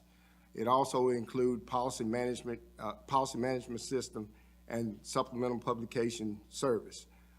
We as the fire department, we've worked for years trying to update our policies, and it's been kind of hard. We're updating the old policies and versus working with new policies that are coming along with new ideas that we have. So it's been almost impossible to do that. We've been unable to sufficiently staff, to have the staffing time to do something like this. So it has resulted in operational inefficiencies and increase in liability exposure.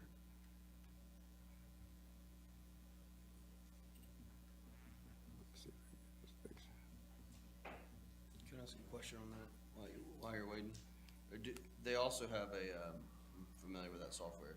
They have a police, there's like a system, it's the whole ecosystem of procedures, and it's mobile. So if you're in the field, you can access the procedures and the policies Right. in the field. Right. And then there was also some health and wellness and different things. There's some other like physical. So I'm kind of curious, because I just know about this piece of software, if there might even be some ways to kind of streamline a lot of, because they do police as well, and local government trainings. Like they'll do like, I don't know, I think that should be looked into further, because it could be that this department over here, you know, whether that's HR or police is using this, there's like different components for public safety, but there's also local government. So I don't know, I think that's great. It's like the industry leading software for this. So if you're familiar with this, Dr. Gordon Graham is the founder. Dr. Graham started out as a CHP motorcycle cop, and went to school, got his degree in risk management, and then progressed on up, got his law degree, and then he partnered with the fire service, Billy Goldfeder, and together they came up with this idea. And so they go back in. He has people that, like for Tennessee, anything that changes in Tennessee locally, it automatically updates our SOGs and it nationally as well, anything federal. So it's a really good thing. It's real time. It keeps us up to date and ensure that we stay compliant with our federal state regulations. All right. Let me get back to where I'm supposed to be here. All right.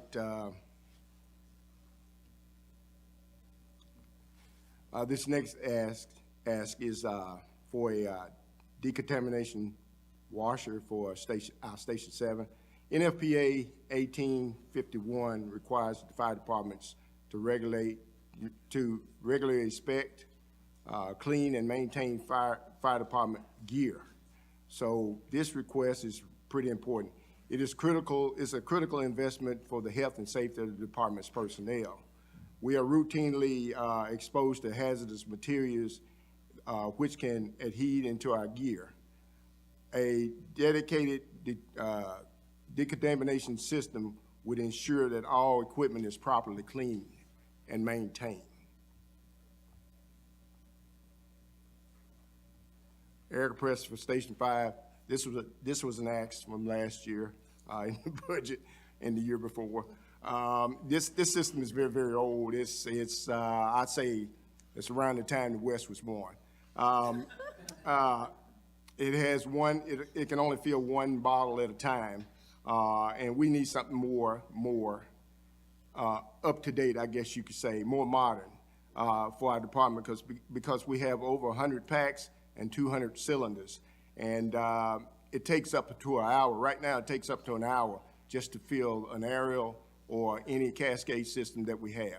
So we're needing something more modern that fills more bottles at one time. Yes, sir.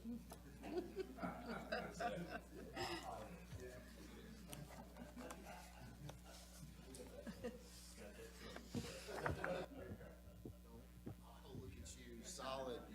That was a solid right there. Woo, I feel tall. All right. So I'm gonna speak a little bit on the vehicle budget request for next year. First off, we in the fire department really appreciate what you've done by creating the consumer vehicle fund through Fleet. That makes this whole process so much easier for us with Kim and Fleet taking care of that. Then we just come with bigger issues, basically. So 3 of the big ones for this year is outfitting a mobile drone response vehicle.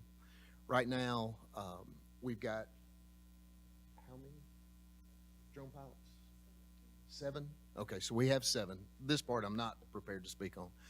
But right now, we've got guys that are traveling all over the state, all through our region and throughout the city. This would give us, what we're gonna do is basically replace a vehicle through Fleet, and then this particular line item is just to outfit that van for the drone response. You'll see that air is a big thing through the next couple slides with the air compressor. It's the lifeblood of what we do, what makes it work. Air 7 is a 2006 chassis. We're just looking at rechassing that particular air unit, and then replace Brush 1, which is a 2001. Okay, 2001. I gave it the extra year. So that's just bringing it kind of up to what we bought with Brush 7. All right. And then our one facility tax would be for the air and light response vehicle. This, again, expanding our air capabilities. This would give us mobile on-scene air compressor and fill capabilities in a very, very robust vehicle that gives us a lot of opportunities to kind of expand how we respond. Do we have one of those vehicles now? We don't have an air. We do not have an air compressor on a response vehicle at this time. We So- have mobile fill, but we don't have a compressor with a fill station that responds. So the scenario in which you would need that is what? So a long, complex incident. Right now, we've got probably about 30 to 40 bottles that we could Go get, yeah. well, no, that are on scene. Okay. But if we had to cycle through those, we would literally have to pack them up after we could probably fill 20 bottles on the scene as it stands now. But if it was a long hazmat scene, long fire scene, we'd actually have to take them back to the station and refill them. And it's an hour a bottle? Or is that what, is it an hour? Well, right now. Or the old with ones, the old with the old system's an system. hour. And with the system that we just got at Station 2 and the system that we've got at Station 7, which. It's faster. Much faster. Yeah, okay. Yes, sir.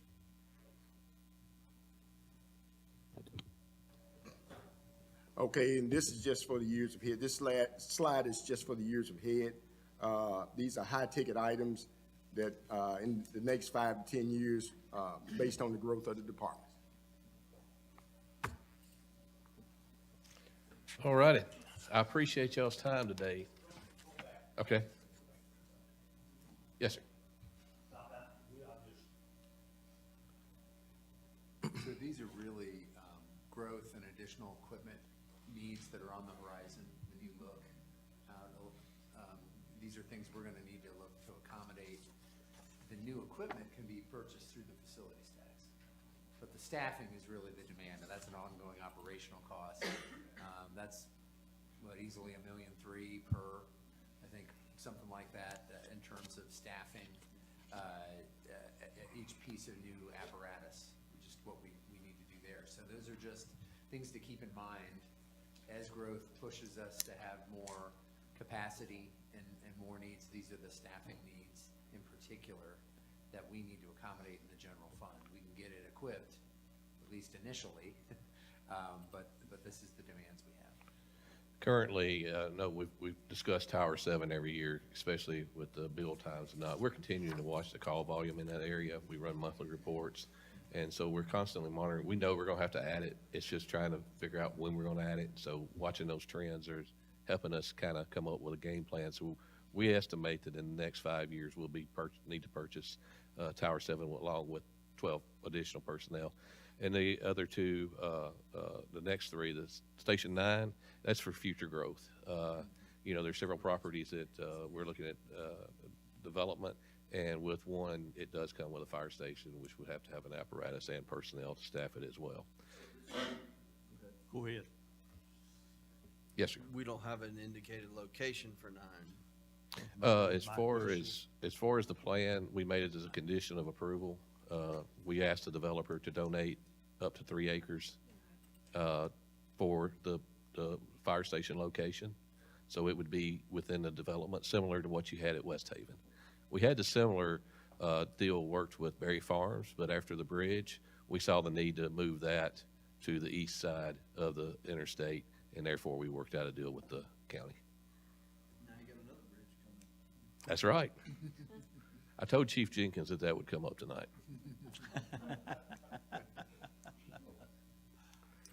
Any other questions or comments? No. Anybody? I got one more. No? Sorry.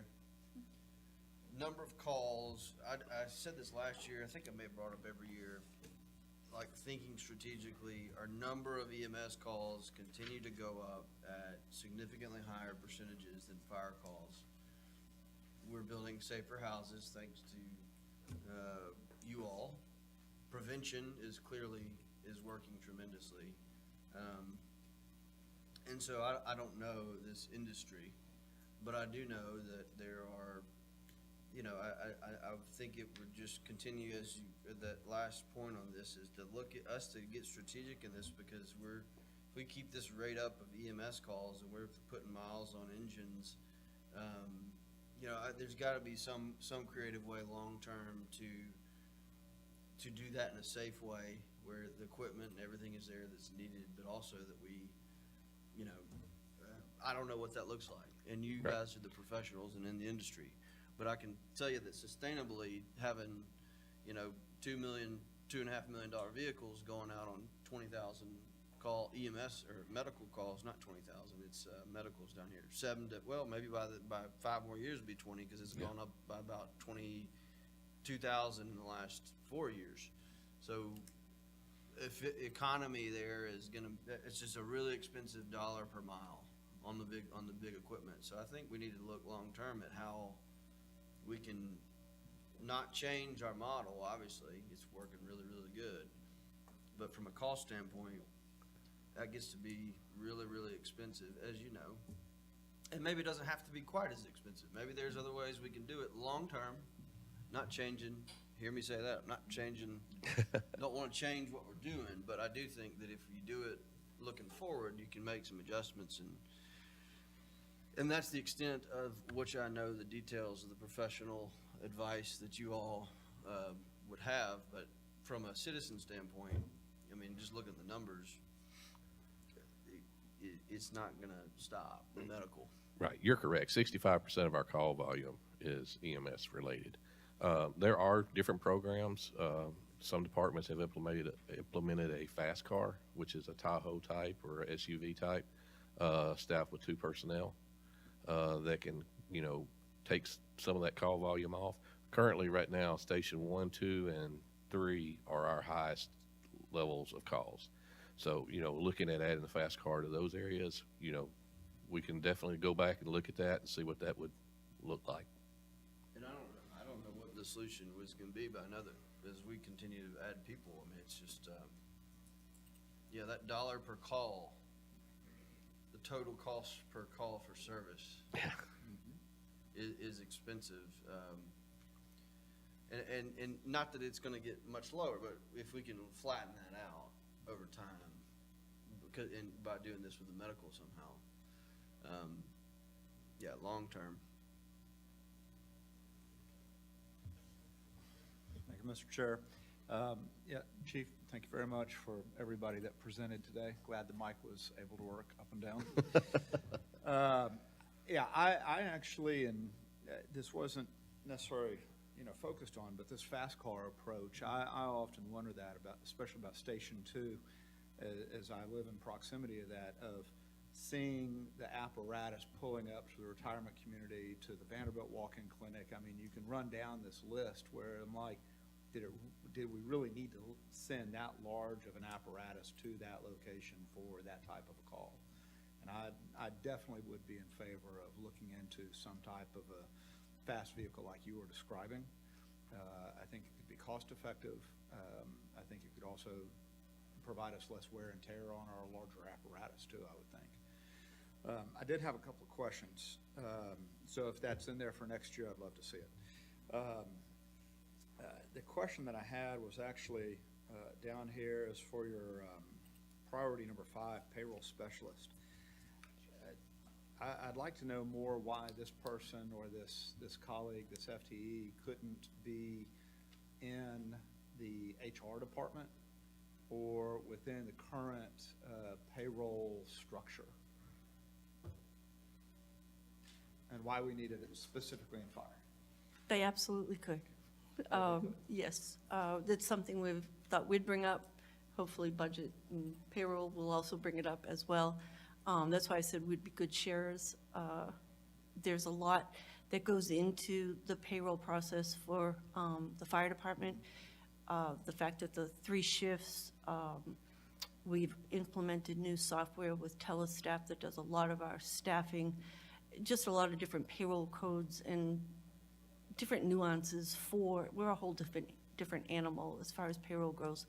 And so it's something that we brought up with finance as well, to talk to them about getting their people trained more in some of the things that we look out for on a daily, weekly basis. We spend probably an hour a day reviewing time cards and reviewing time, and then again, an extensive amount of time on the weekend, right before payroll, to make sure that everything is in order. So, we definitely would like to do something like that. Okay, good. That's the direction I was thinking as well.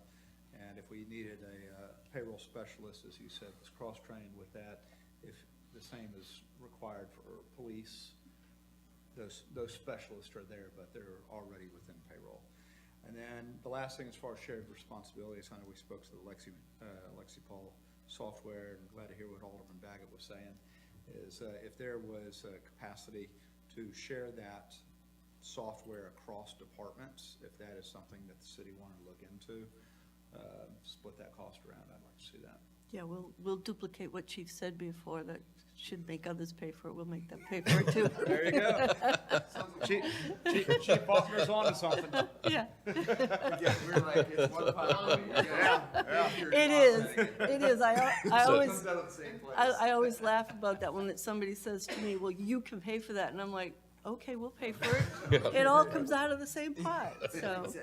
So to address something both of you addressed was a number of medical costs. One of the things that we looked at during our strategic planning, we're actually going through a strategic planning process now, is EMS Officer Glenn identified 3 facilities, the hospital, Rolling Hills, and the rehab center behind the hospital, as running multiple calls there. They have medical staff on duty.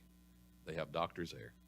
EMS is right across the road. So, we're looking at coming up with an agreement with EMS and the hospital of only going on high priority calls, not lift assist, sick person.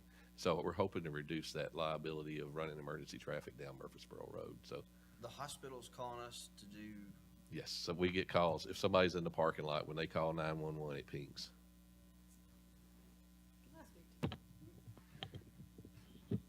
Yeah, so in the research on that, it came out to, I think, I wasn't prepared to speak on this, but I think it's between 13 and 15% of Station 2's total call volume was actually to those 3 facilities that are staffed 24/7 with medical personnel. So in looking at that, we could reduce that probably almost 12% of their call volume by only responding to the highest priority calls.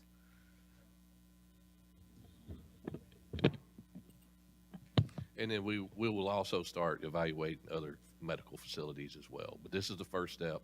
It's just that we need to all get on the same page with EMS or Williamson Health, and they've been really good to work with and support this program. I'd also like to see, I know that there's the proposed development for that Erickson Senior Living facility that's near Station 7, that if this was successful with Station 2, that Station 7, I could see a high number or high volume call for that as well, if that ever went through. Okay, yes. We'll put you a fast car out there. they said they're gonna have their own medical person. Well, that's what they said, their own medical and their own, I think security as well. Yep. Any other questions or comments? Seeing none? Well, I'd just like to say that we're very proud of our staff. They do a great job every year. And I'm glad to give you an opportunity to see faces other than just mine and hear from the men and women in the field that are out there doing it every day. So I appreciate the opportunity for y'all allowing us to let our personnel present to you. Thank you. And thank you. Yes, sir.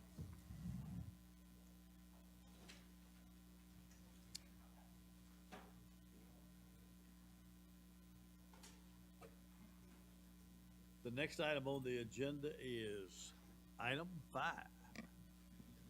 That's amazing. Item 5 comes after 4. Keeps working that way. So the next will be a list of functions that fit within our administrative and management group. So you saw public safety, who reports directly to the city administrator, and now you're going to see the next group of folks that work in our, what we were calling governance and management component. And we'll start with the law department. So Shauna and team, take it away. Well, you might be a little bored with mine because it's pretty much the same as last year, so. We're never bored with that. I appreciate that. Over the past year or so, we worked on a mission statement for the law department.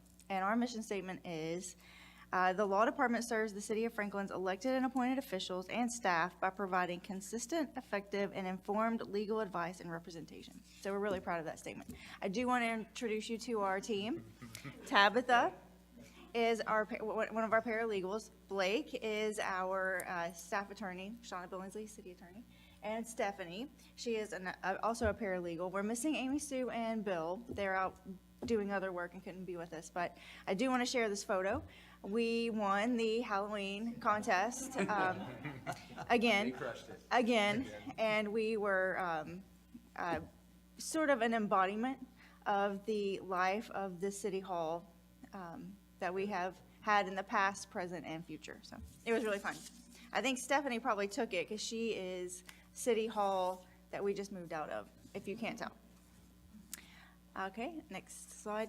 I'm not going to read this. It is the purpose of the law department, and this is taken directly from the municipal code, and I know you guys know it.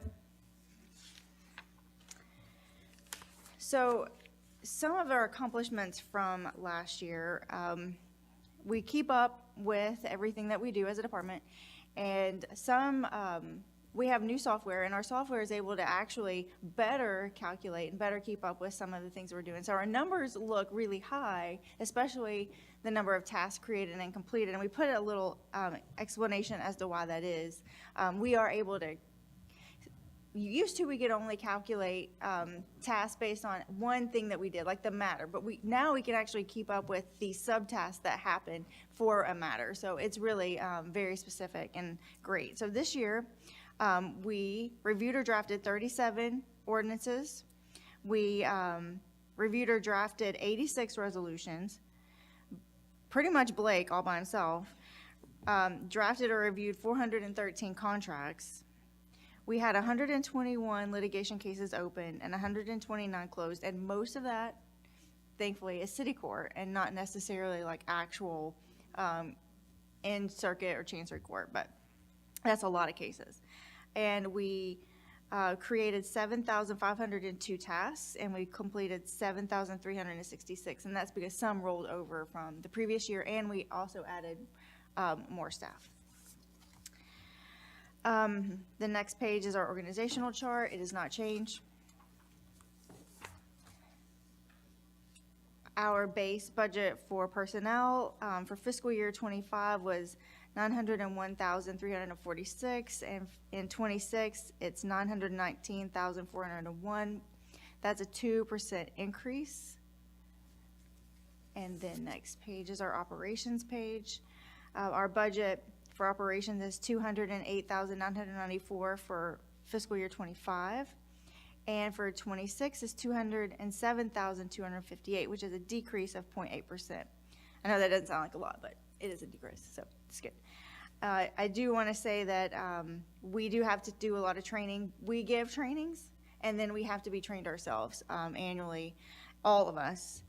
And we also have, again, the line item for consultant services, which is used for lobbyists, and we do now have, I think, 4 lobbyists that we work with. And that's going really well, especially right now. We have to keep up with all the things that are being filed every day. Next slide. We have no enhancement requests, so nothing additional for you to consider. So we really appreciate your time and happy to answer any questions about the law department and its work for you. Any questions? Consider an increase in the makeup budget for law. You know, I really like makeup and I like putting it on people, so it's really fun.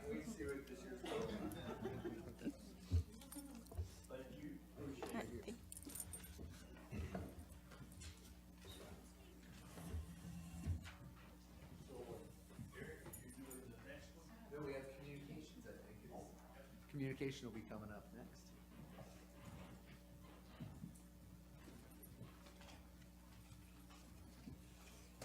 Hello. Who's doing the clicker? You are, okay. So we are communications, Monique McCullough, Melissa Ryerson. I just had a biopsy on my nose, so sorry you have to look at that. And over here too. But anyway, we will make it short and sweet, and Robert and Joy are recording this as we speak, and I made Stephen work, and so he couldn't be here today. So if you look at the communications division, it was created in 2008, and we do internal and external communications, and we work with all the departments as kind of their marketing advertising agency, and we also have the website, Franklin TV, and social media. And that's our lovely staff that you have all seen and know pretty well. And they are a great team, and we're lucky to have all of them. And our budget for 2025 was $625,630, and our budget request is just a little bit more, which is only a 1.6 increase, and that's because of higher medical premiums and that kind of thing. So, and then our base budget request is $119,119, and for 2026, it's a little bit less, so we're saving money for the city. So you're welcome. I'm just kidding. It's not a lot, I'm sorry. Okay, we can go to the next. Yes, and that's what we try to do, be frugal, at home and here at work. No program enhancements requests. We're kind of in, interim headquarters and doing our meetings in different locations. So we are lucky to use the equipment and things that we had at our previous city hall in our new location here with the cameras and the microphones and everything. And then lucky to have the partnership with the county to record our new meetings, BOA meetings and planning sessions over there. So we had a lot of accomplishments in 2024. You can see we had a lot of ribbon cuttings. That was really fun. Water reclamation plant, the bridge at Harlansdale Farm, the Pocket Park. We had a new billing and licensing department. We promoted the census. You may have heard the census song with our John Franklin that was like John Denver. We partnered with police to promote National Night Out. We had a successful tree lighting event. It's estimated 15,000 attendees.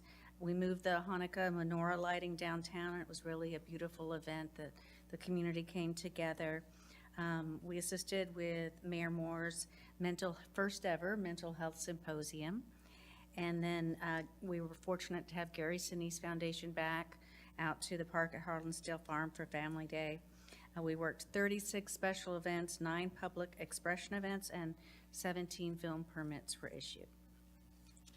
On the horizon, we are supporting our interim meeting locations. We're collaborating with police and fire on new recruit web pages. We know that you heard that they need more people in both fire and police, so we'll have new websites that are just for that, so that that will attract the kind of people that they're looking for. We are launching a new AI chatbot on the city website. You'll soon be seeing him.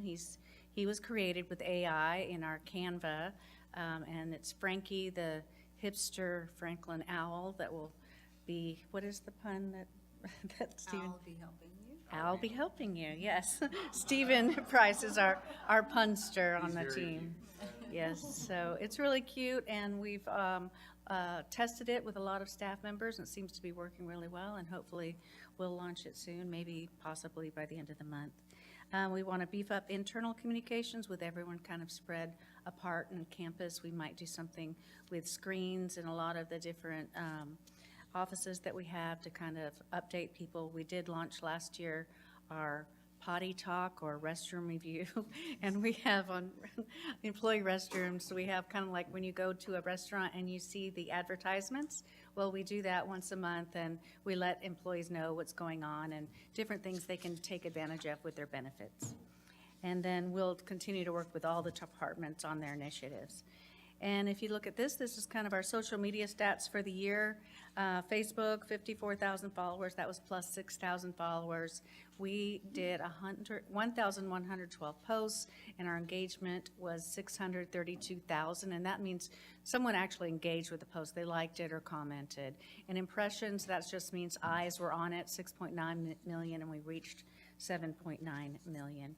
And our top Facebook posts, there was a little movie shot in town. I don't know if any of you saw it. I think, was it a Hallmark movie, Monique? The Family Channel. It was Family Channel. I haven't seen it yet. I know the guys have seen it, or parts of it at least. That was one of our biggest posts.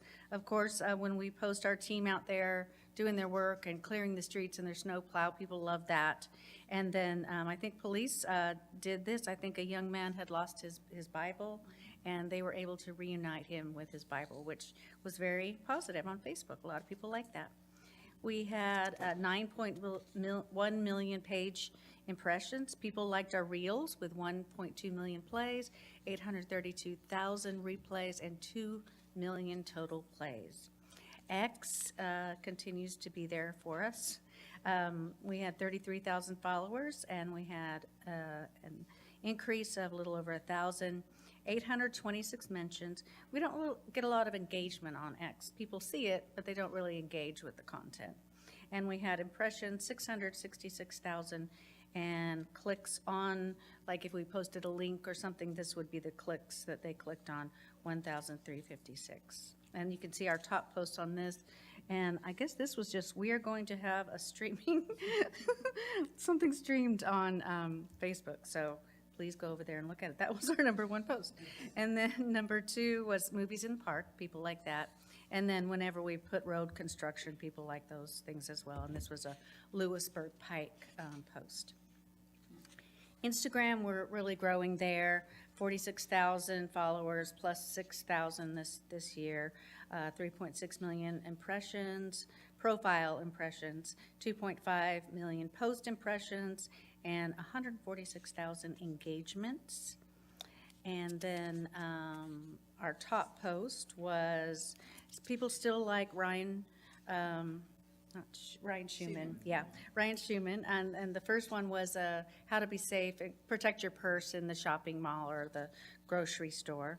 The second one was In-N-Out Burger launching, breaking ground, and the third one was black ice, tips to drive on black ice. And then photos, we try to see what people are looking at because it kind of switched over. On Facebook, it used to be videos. And then on Instagram, it was pretty photos, and it sort of has switched in the last few years, where Instagram, they like to see the reels, and photos went down a little bit, 1.6 million, but reels was 9.4 thousand. Well, actually, photos was bigger, but and then photos, the carousel, that's when we post a lot of photos. Stories, 83,000, videos, 4,000, but videos are going up on Instagram. It seems like that's all you see on Instagram now. And people, again, like the photos on Facebook. So that's where you can see the plays of the reels, 977,000. Replays, 314,000. Total plays, 1.9 million.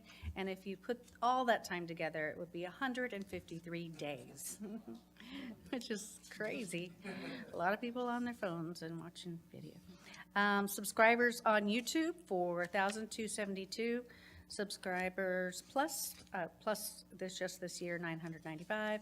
And then the views on all our videos, 384.5 thousand. And the top videos on YouTube were the credit card scammers on the police. This one was a fire one, number 2, but they used police body cam footage in the Cambridge Place house fire. And then actually a neighborhood meeting was number 3 on YouTube. So people are watching that kind of thing. And I looked at our top shorts. Shorts are similar to they're shot in the vertical format, and very short, like a TikTok or a story. And the top one was Franklin launches new alert system in the fire department, from the fire department. And then you can look at our website. We had 534,000 active users. New users was 527,000. And the top views, of course, the homepage, they go there first. Annual events is a very popular page. And then my account, which I'm not sure. Utility billing. Utility billing, okay. And then pay your bill. And then Franklin Police. A lot of people like to see what the police are doing. So hopefully our recruit pages will be up there next year when we do this again. Does anyone have any questions? Thank you, Mr. Chair. So, great presentation. Thanks. Big follower, first time talker. I hear you talk a lot. Is the last slide on franklintn.gov. I'm trying to redirect a lot of citizens to logging different requests, for traffic or for things like that. So I was just wondering, like on Franklin Police, I think there's a link on that one. But I'd be interested maybe next year to see if we could see how many people are logging issues, logging concerns. Talking about service requests? Right, it's through Yeah. this, yes, thank you, the service request. We can get you some numbers. Yeah, we could do that. We can, before next year, I'm sure we Yeah, could get can numbers. you that. And one of the things I'd be interested to see, we did this a while ago, at one point, we're tracking how quickly we cleared those requests. yeah. And it was something like 80 or 90% were cleared in 3 days. You had certain ones that take longer, like if it generates a property maintenance case, you've got to go through a significantly longer process. So it was good. We can see if we can get both of those statistics for you. I think that would be great, because then we can publicize that and really just show people how fast our city team members are really working for them. And it is a 24/7 available to you. You can click on anytime and do a report a pothole, report whatever service need, and it gets routed, generates a work order and gets going. So it is a great service. And we use AI on the back end of our social media, mainly on Facebook and Instagram. When we get messages, a lot of times we'll get messages reporting a crime, or they might have a message about water, and we have an automatic reply that goes out, because if it comes in when we're not at work, we're not looking at it 24/7. It gives the phone numbers to the main requested departments or questions that people have about that. And then we'll, for the chatbot, we'll have a back end kind of dashboard to see what people are asking questions about the most and using the chatbot for. So that'll be kind of interesting to see that as well. Well, no program enhancements, thank you, I guess, but I think the thing I've heard from a couple of the aldermen, and the trend over the last couple of years has just been like education about, like more in-depth education on things like Envision Franklin, like what is it? What changes, like this is kind of retroactively looking, my comments, but like new things will come up. And I think there's we've seen like disconnects in just educating on on some of just like our key components of what, like in the development process, kind of like, and I know that would be in addition, and I would consider this possibly a program enhancement if we could or couldn't do it in-house or needed to add some more resources, but I think, because a lot of times we're having to, I feel like we're educating and staff is educating, like that's not where we are in the process now. We're here, and then it gets out in the public that we're approving a development. We're not approving a development. It's something completely different. Like, and I don't know if that's educational, almost like if you really took this to the next level, it would really just be like informing people of what has happened after a meeting on something, just the facts. I know that gets kind of dicey because you're commenting on something that happened. They can go watch the video, but some way to digest, for the public to easily digest like what's happening without having to watch a 2-hour video or an hour video. Right. I think like for us as a city to reach the next generation and to also inform in the way that people are consuming information now, we need to get strategic about how we're communicating what's going on. And we're doing a great job. I'm not saying this is not critique. I think you see by the content. It's just interesting what people are, but people are really interested in a lot of the little things that are happening too. Like a short video on annexation. And Yeah. what is the annexation process? Or we did do that website about, that was recent. But we haven't really. Approach to growth. We should That publicize kind it of more. stuff. We haven't really publicized that a lot, but we could break that into little bits and pieces. Like even that, like the website on our approach to growth, that was very just like factual and just informative. Here's what we've done. Like putting that into information that public can digest over time, can be reused, when issues come up, just so people can be in the forefront. I think that would be money well spent. Even stuff like I've heard like, well, here they're building a 6-story something somewhere. It's like, well, I don't know how we get into that level of minutia, but like the higher level stuff, I just think that would be really effective. And a lot of, I'm sure, staff time is taken up on kind of the same kind of discussions. Well, this is what Envision Franklin is, and this is what we are. That's what the process is. And like, I feel like over the next few years, it needs to be, maybe sooner than that, we need to think about that kind of strategy. And it probably isn't contemplated in our current budget, but wouldn't be that much more expensive, but would have huge impacts on the community.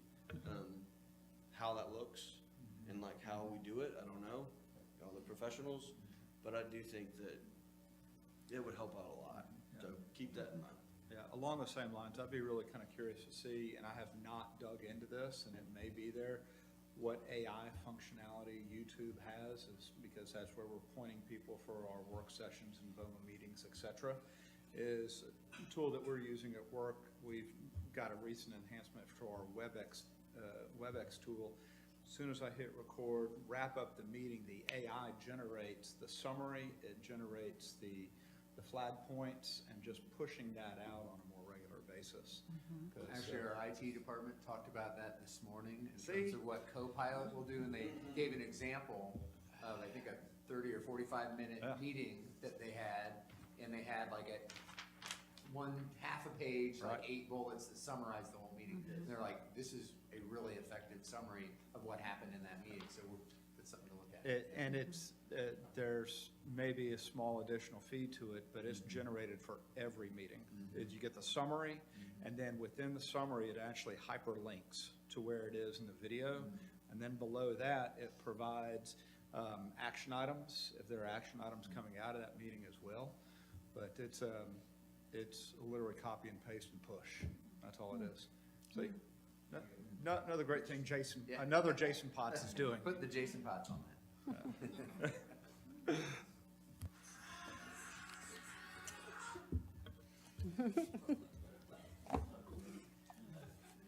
Any other questions or comments?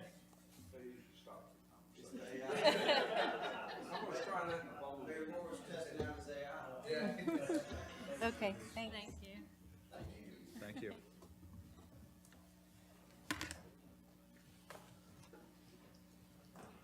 So we have a team coming up, yes.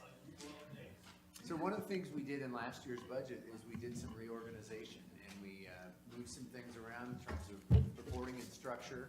And one of those was the creation of our budget and performance team. And Michael heads that up as our chief budget and performance officer, and he's got the team with him. So here's your first official budget presentation. So on screen is the team that is assembled in front of you, contributing to the local sales tax base, because we're not anything if not predictable. We'll go through, the outline of these presentations. Could you repeat your name, please, sir? And for those that are watching online, could you repeat your name? Thank you, sir. Michael Walters Young, Chief Budget and Performance Officer. Created this fiscal year, July 1st, the Office of Budget and Performance serves to lead the city's ongoing budgeting, innovation, and operational performance efforts.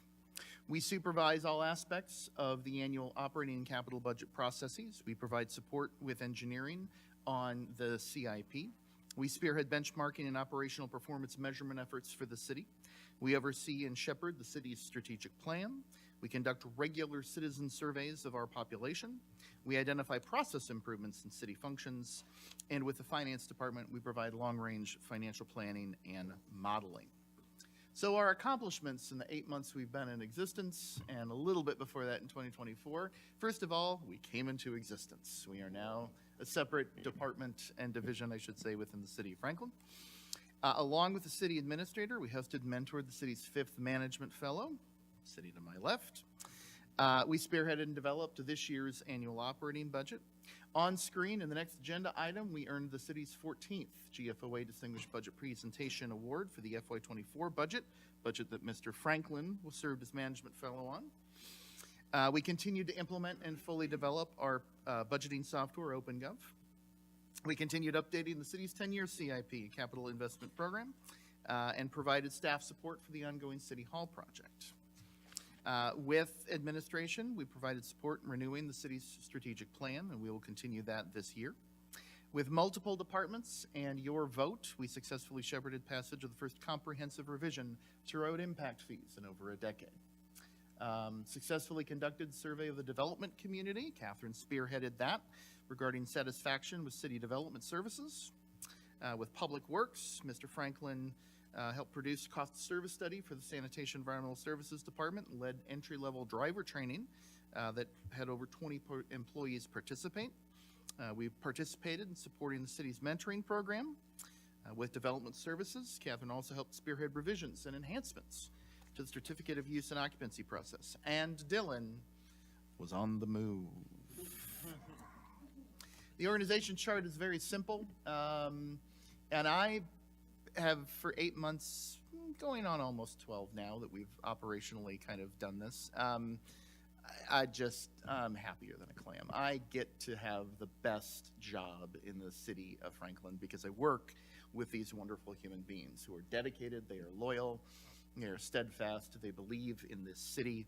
And around the table, you have Norma Lockney, a financial analyst, Catherine Harrelson, our development services operations analyst, Chris Franklin, our public works operations analyst, and the man who's on the move, Mr. Dylan Gaster, this year's management fellow. The base budget's very simple, $545,000 in this fiscal year, estimate of $556,000 in fiscal '26. Again, it's due to anticipated higher medical premiums. I did not say this in previous budgets, and I need to. You will note that there are two separate numbers in some of these budgets when it gets to operations. We don't have it here, but you will note there's some budgets that had either negative expense amounts or had two different numbers, and that's because we have interfund transfers. You'll see that again in administration, where we identify costs that are affiliated with our other operational funds, and we charge off a piece of our time, Margaret's time, Christine's time, Eric's time, to water and sewer, sanitation, and stormwater. Operations is a reduction of 30%, and a lot of departments are very proud to show you reductions this year. I should note that the real reason, or most effective reason that's occurring, is because they are being prudent with your taxpayer dollars, but we're also shifting expenses out of their departments, consolidating utilities and all property and liability insurance and general expenses and facilities. So when you see general expenses and facilities, you will be seeing increases because some of those expenses are being shifted there. For the next fiscal year, remainder of this calendar year, we'll implement and monitor this budget that you're reviewing now and provide support for the '27 process, complete the update to the city strategic plan, and I think most interestingly and uniquely, develop measurable elements of 1 to 3 year action plans that comply with citywide priorities, but also tied to those 6 goals. We will continue to work on developing internal and external dashboards to monitor the city's financial and operational effectiveness, working with IT, and get to see the adventures of what Copilot and other aspects of AI can do for you and us. With you, continue to work, refine, and approve a new 10-year CIP. And finally, solicit communities in Tennessee to provide standardized performance measurements of city services in order to benchmark against one another. And like I said, this is a great opportunity, and it's a wonderful team, and I love coming to work every day. The materials you have in front of you and everything you get to see in these 4 or 5 months of the intensive budget process are produced by these wonderful people right here. So I'm happy to show them off. Mr. Chairman, we're happy to stand for any questions. Any questions of Michael Walters? Do you, are we making any adjustments for, and we may not necessarily have to, because we're meeting here, we're meeting over to the county complex, we're meeting someplace else. So how are you doing the budget? Instead of having one location, does it affect that budget any, that we're spread out, we're in this building, we're in that building, some other building? And I guess if we put $4.5 million into moving and relocating, so how does that overall affect your? Well, you've got certain costs that will be eliminated because we don't have certain, things are folded into our rent that we don't have to pay utilities and other things in. They're in budgets now. Some of those relocation costs are considered project costs within the city hall project itself. And then there are other elements that we're able to, the use of the county building is, we've been able to get that at no cost. We're shifting resources to here. We've really just moved cameras that were in the old boardroom to this room to make those broadcasts possible. So we have been problem solving it, and it really should integrate pretty seamlessly into the budget you have. There's some things that will avoid some typical line item costs for the next 2.5 years, because we'll be in a tenant-landlord situation where we're normally acting like an owner. So there's some things that get folded into those costs that you may have, and we're certainly doing a lot less maintenance work and replacing of HVAC systems and fixing roof leaks that we have had in the budget for some time that will not be part of our budget in 26 and 27 and beyond. Yeah, janitorial and cleaning services are rolled into those rents as well. So there are just some things that are operational shifts that may have a slight benefit in the budget in the short term, while they're sort of absorbed as part of the transition in project costs. We'll highlight, next week, you'll see Christine's program area where facilities is a part of. Facilities, you'll see some of that. In that detail, yes, you're gonna see large increases of utilities which have been shifted over, but you'll see that, again, the amount of money set aside for City Hall roof and maintenance, you know, that's literally several $100,000 worth of savings that we're taking out of the facilities budget. And a general question, is Franklin Special School District out of that building on 96? They are, and we are doing some prep work to get fire and our inspectors in there. I think we have a few personnel in there, but there's a few things they're needing to adjust and get right for them to move in. I would expect they're in within the next week and a half, 2 weeks, to have them all squared away. Any other questions? Comments? All right, I guess that's all of item 5. No, We it's- have one. Not yet. We're gonna take Yeah, you Thank you, through the team. last piece. Last but not least, our elected officials and our administration budget. I'll walk you through these quickly. I know we're already past 5 o'clock, so we'll keep moving. We've got a couple more items to touch Yes. on. When you look at the elected leadership, it focuses on first a vision for our community, which a little over a year ago, this board helped articulate, which is the focus on being America's finest hometown, driven by excellence, balancing preservation and progress. So you as elected leaders serve as representatives of the people, responsible for overseeing our operations, approving ordinances, resolutions, changes to municipal code. The elected leadership, of course, is comprised of our mayor, 8 aldermen, 4 who are elected by ward, and 4 that are elected at large. You see the org chart? Rightfully so, the citizens are at the top of that org chart. They get to decide who represents them, and you are their voice in this process in terms of overseeing our city and charting the course for the future.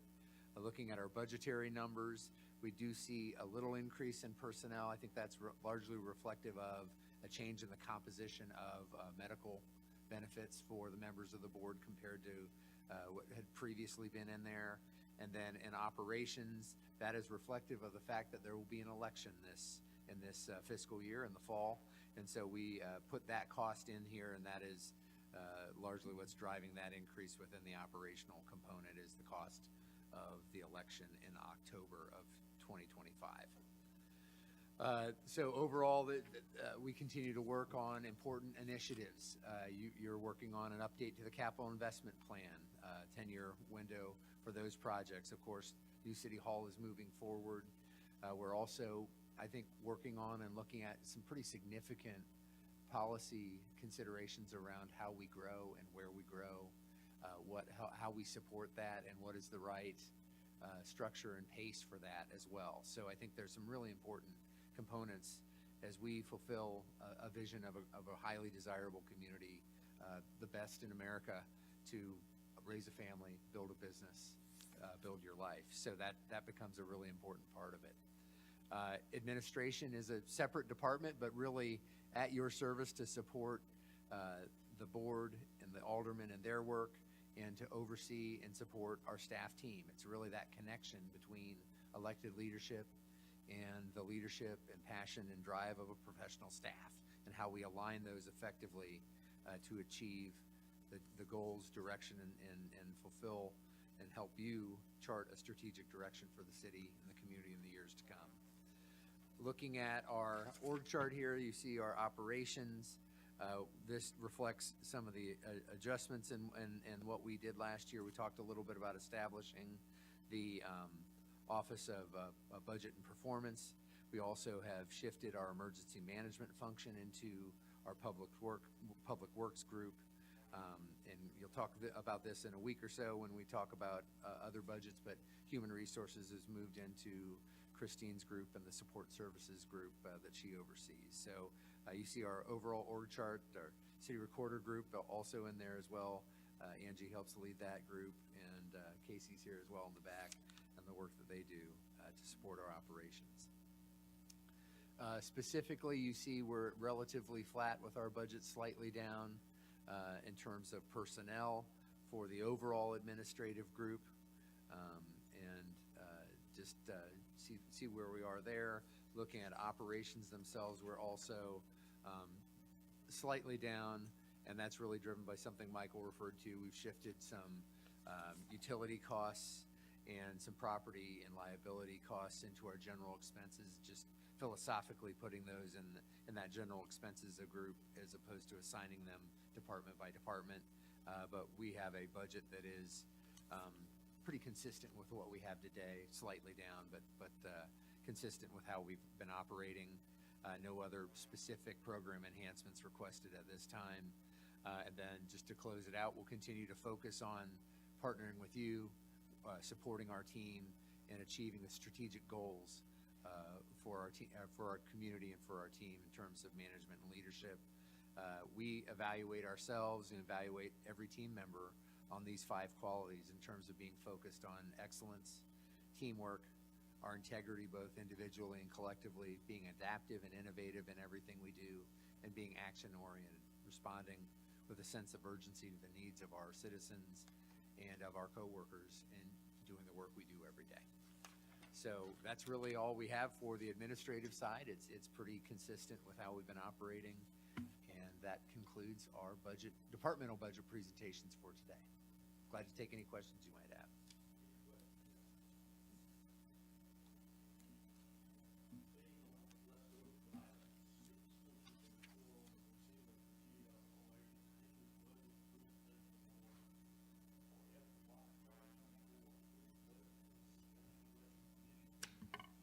Mr. Walters, yeah.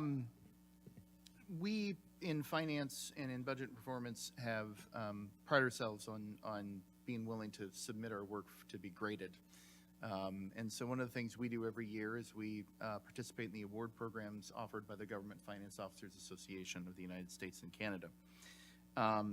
This year, we submitted it for fiscal 24's budget. We'll submit it again shortly for fiscal 25. You can't submit one year until you get the previous year back to see if there are any reviewer comments. And that's really the most valuable insights we get, is because we submit it to a 3-person review panel to judge on 25 separate categories based upon 4 central pillars.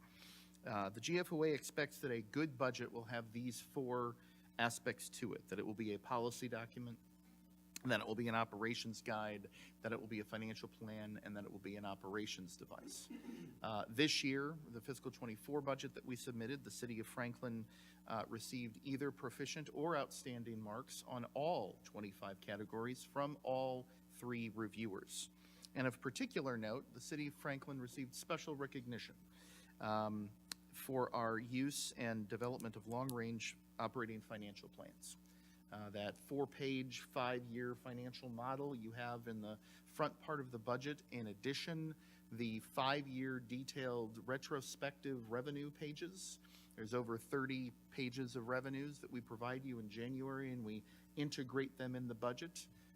Enabled us to receive special recognition for the first time by the review panel. So we're proud of that fact. We're proud that for the first time there aren't any negative comments that we have to address. Often years, there's comments of, why are the table of contents this way? Or, where is this piece of information? Which is actually there in 510 pages, believe it or not. But making sure that it's clear and easy and transparent and direct is something we pride ourselves on. So we wanted to let you know that we had received this, and we'll be submitting the current year's budget very shortly. Mr. Chairman. Questions or comments? Congratulations. Thank you, sir.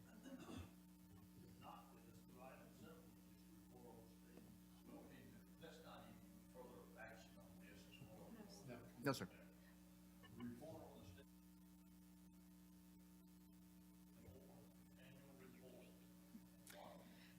afternoon. I will try to be short and sweet and to the point. As a reminder, we issue our annual report each year in accordance with best practices. Once the audit committee comes and presents to the budget finance, it is submitted to the state and they issue a letter back to us. This year, the state had 2 observations regarding federal and state grant reporting. Those items will be addressed in the 2025 annual report with our auditors. Questions or comments? Seeing none, then let's move to item 8, monthly reports. Before I get to the monthly reports, Christine did mention Lisa Gray, our new financial manager. She is with us today. We did not get to formally introduce her back in October, November, right and through there, but I did want to make sure the committee knew who she was. If you ever need to reach out to her, if Christine or I are not available, that's always possible. So for monthly reports, I'm just going to highlight 2 things this evening. Sales tax is holding strong compared to month over month and year over year and to budget. And then Conference Center, we did have a loss for the month of December, but year to date, it is typical for December, but year to date, we do have a gain of just a little over $220,000 for the Conference Center this year. That's our share. Yes, that's our share, yes. The county would have the summer share. So overall gain for the Conference Center between the county and the city is $440, but yeah, our share is $220.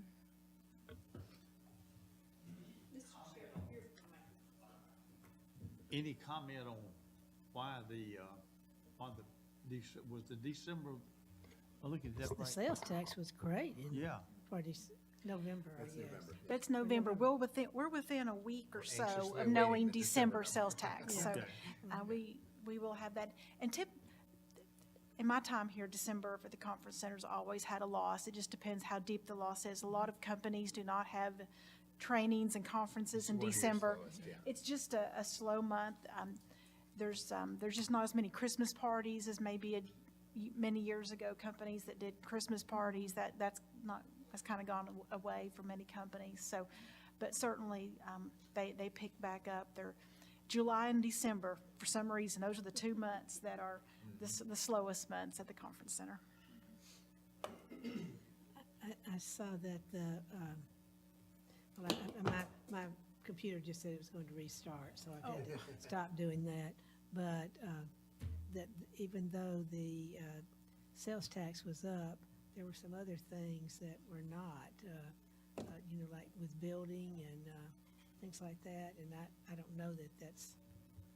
I'll comment on sales tax, and Margaret may have just some comments about some of the other revenues, but certainly on sales tax, I mean, in my observation, our November collection,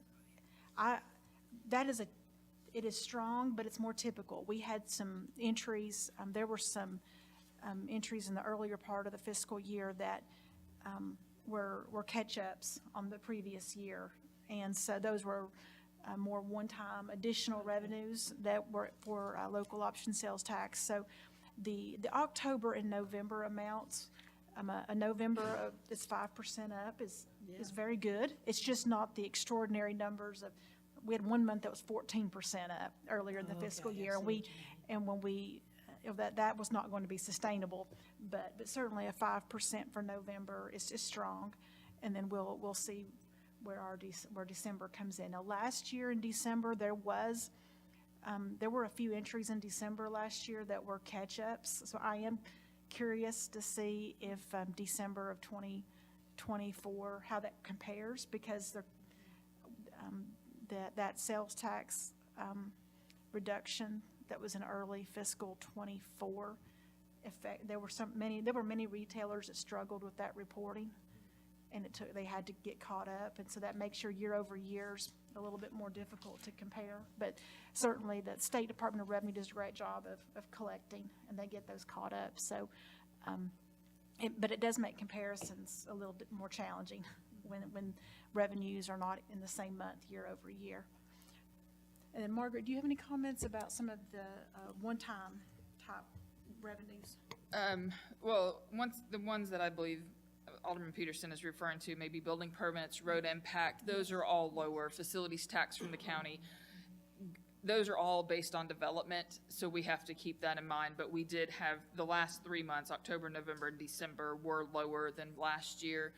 But until we know what's coming with the new development through planning and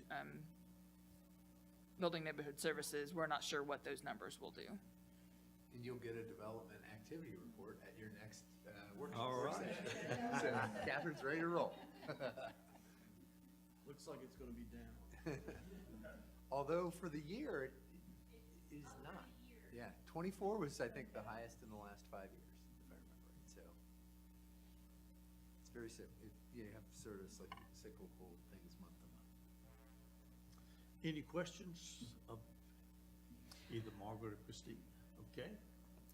I do have a couple of just housekeeping, Mr. Chairman, if you will, if all the other business has been attended to. I did want to, certainly, we do have, this committee will convene again a week from today, February 20th, to hear more budget presentations. I also want to just remind folks who may be, be watching, is certainly property taxes for the city of Franklin are due February 28th. That's 2 weeks from tomorrow. Our property taxes for the current year are due. They are, of course, collected by Karen Paris's office, the county trustee. Her office is located on West Main in the county complex. There are multiple ways to pay those property taxes to Karen Paris's office. Her office also does they also process all the applications for property tax relief. Those are for the city and the county together. So if anyone speaks to someone who has an interest in applying for property tax relief, call Karen's office and set an appointment because you can apply one time for both city and county programs. So they do a wonderful job in helping our citizens, but that deadline is coming up here soon. I do want to certainly look forward we do have 2 meetings in March for more of these reports or requests from our departments. Something a little out of the ordinary, but I think it's going to be important. It's certainly one of the most serious responsibilities that the Board of Mayor and Aldermen have is setting a property tax rate. This is a reappraisal year for Williamson County, and setting that rate will look different in large part because of this reappraisal process. I was speaking recently to Brad Coleman, our Williamson County property assessor, and he offered to come and meet with this committee in March to share his thoughts on the reappraisal process that his office is working through, and we are going to take him up on his offer to come and be part of a meeting.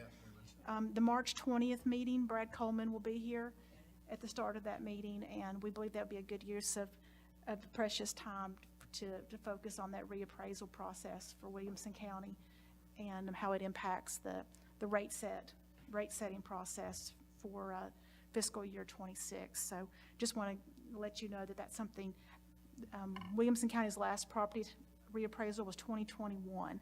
So it's been 4 years, and there are some things certainly that he will share with you. I expect he will share with you about this year's process that it may be good information for you as you're going into that property tax setting process. So did they go to a 4-year reappraisal? Yes, the county commission decided to do that. They went from 5 to 4. Tennessee state law gives counties a choice of 4, 5, or 6-year cycles, and the county commission went from 5 years to 4 years this time, which so just foreshadowing, but I did want to let you know that we have been offered for him to come and be with us. Also, my final housekeeping item is in May, the one meeting of this committee in May in which Eric, the city administrator, provides his proposed budget. We found out that this facility is not available on May 8th. The schedule that you were given at the start of the year said that would be on May 8th, would be that meeting, the second Thursday of that month. However, we are able to have this building on May the 15th, which I believe Angie puts us in the same week as BOMA, the way that month is formed. So this is a comfortable place to have a public meeting, and we wanted to just see if make sure that works for the committee, but that would be May the 15th for the city administrator's proposed budget presentation. That's the Franklin Rodeo, but I'll find someone to pop the popcorn Okay. in my absence. Bring popcorn with you to the, okay. But I think we can manage. Okay, good. Very good. And I'm sure that would be updated on calendars and things, but we wanted to bring that to you. I use Jiffy Pop. That's old school right That's, there. that's fun popcorn right there. But thank you for letting me go through those Thank you, housekeeping and thank items. you. Any questions or comments from anyone? Well, we've got a lot of people that have left, but again, thanks to everyone who participated today. And we'll see some of you, if not all of you, a week from today. The next item on the agenda is adjournment. I'll entertain a motion to adjourn. Motion to adjourn? Proper Second. motion second. Second. All in favor indicate by saying aye. Aye. Any opposed? No.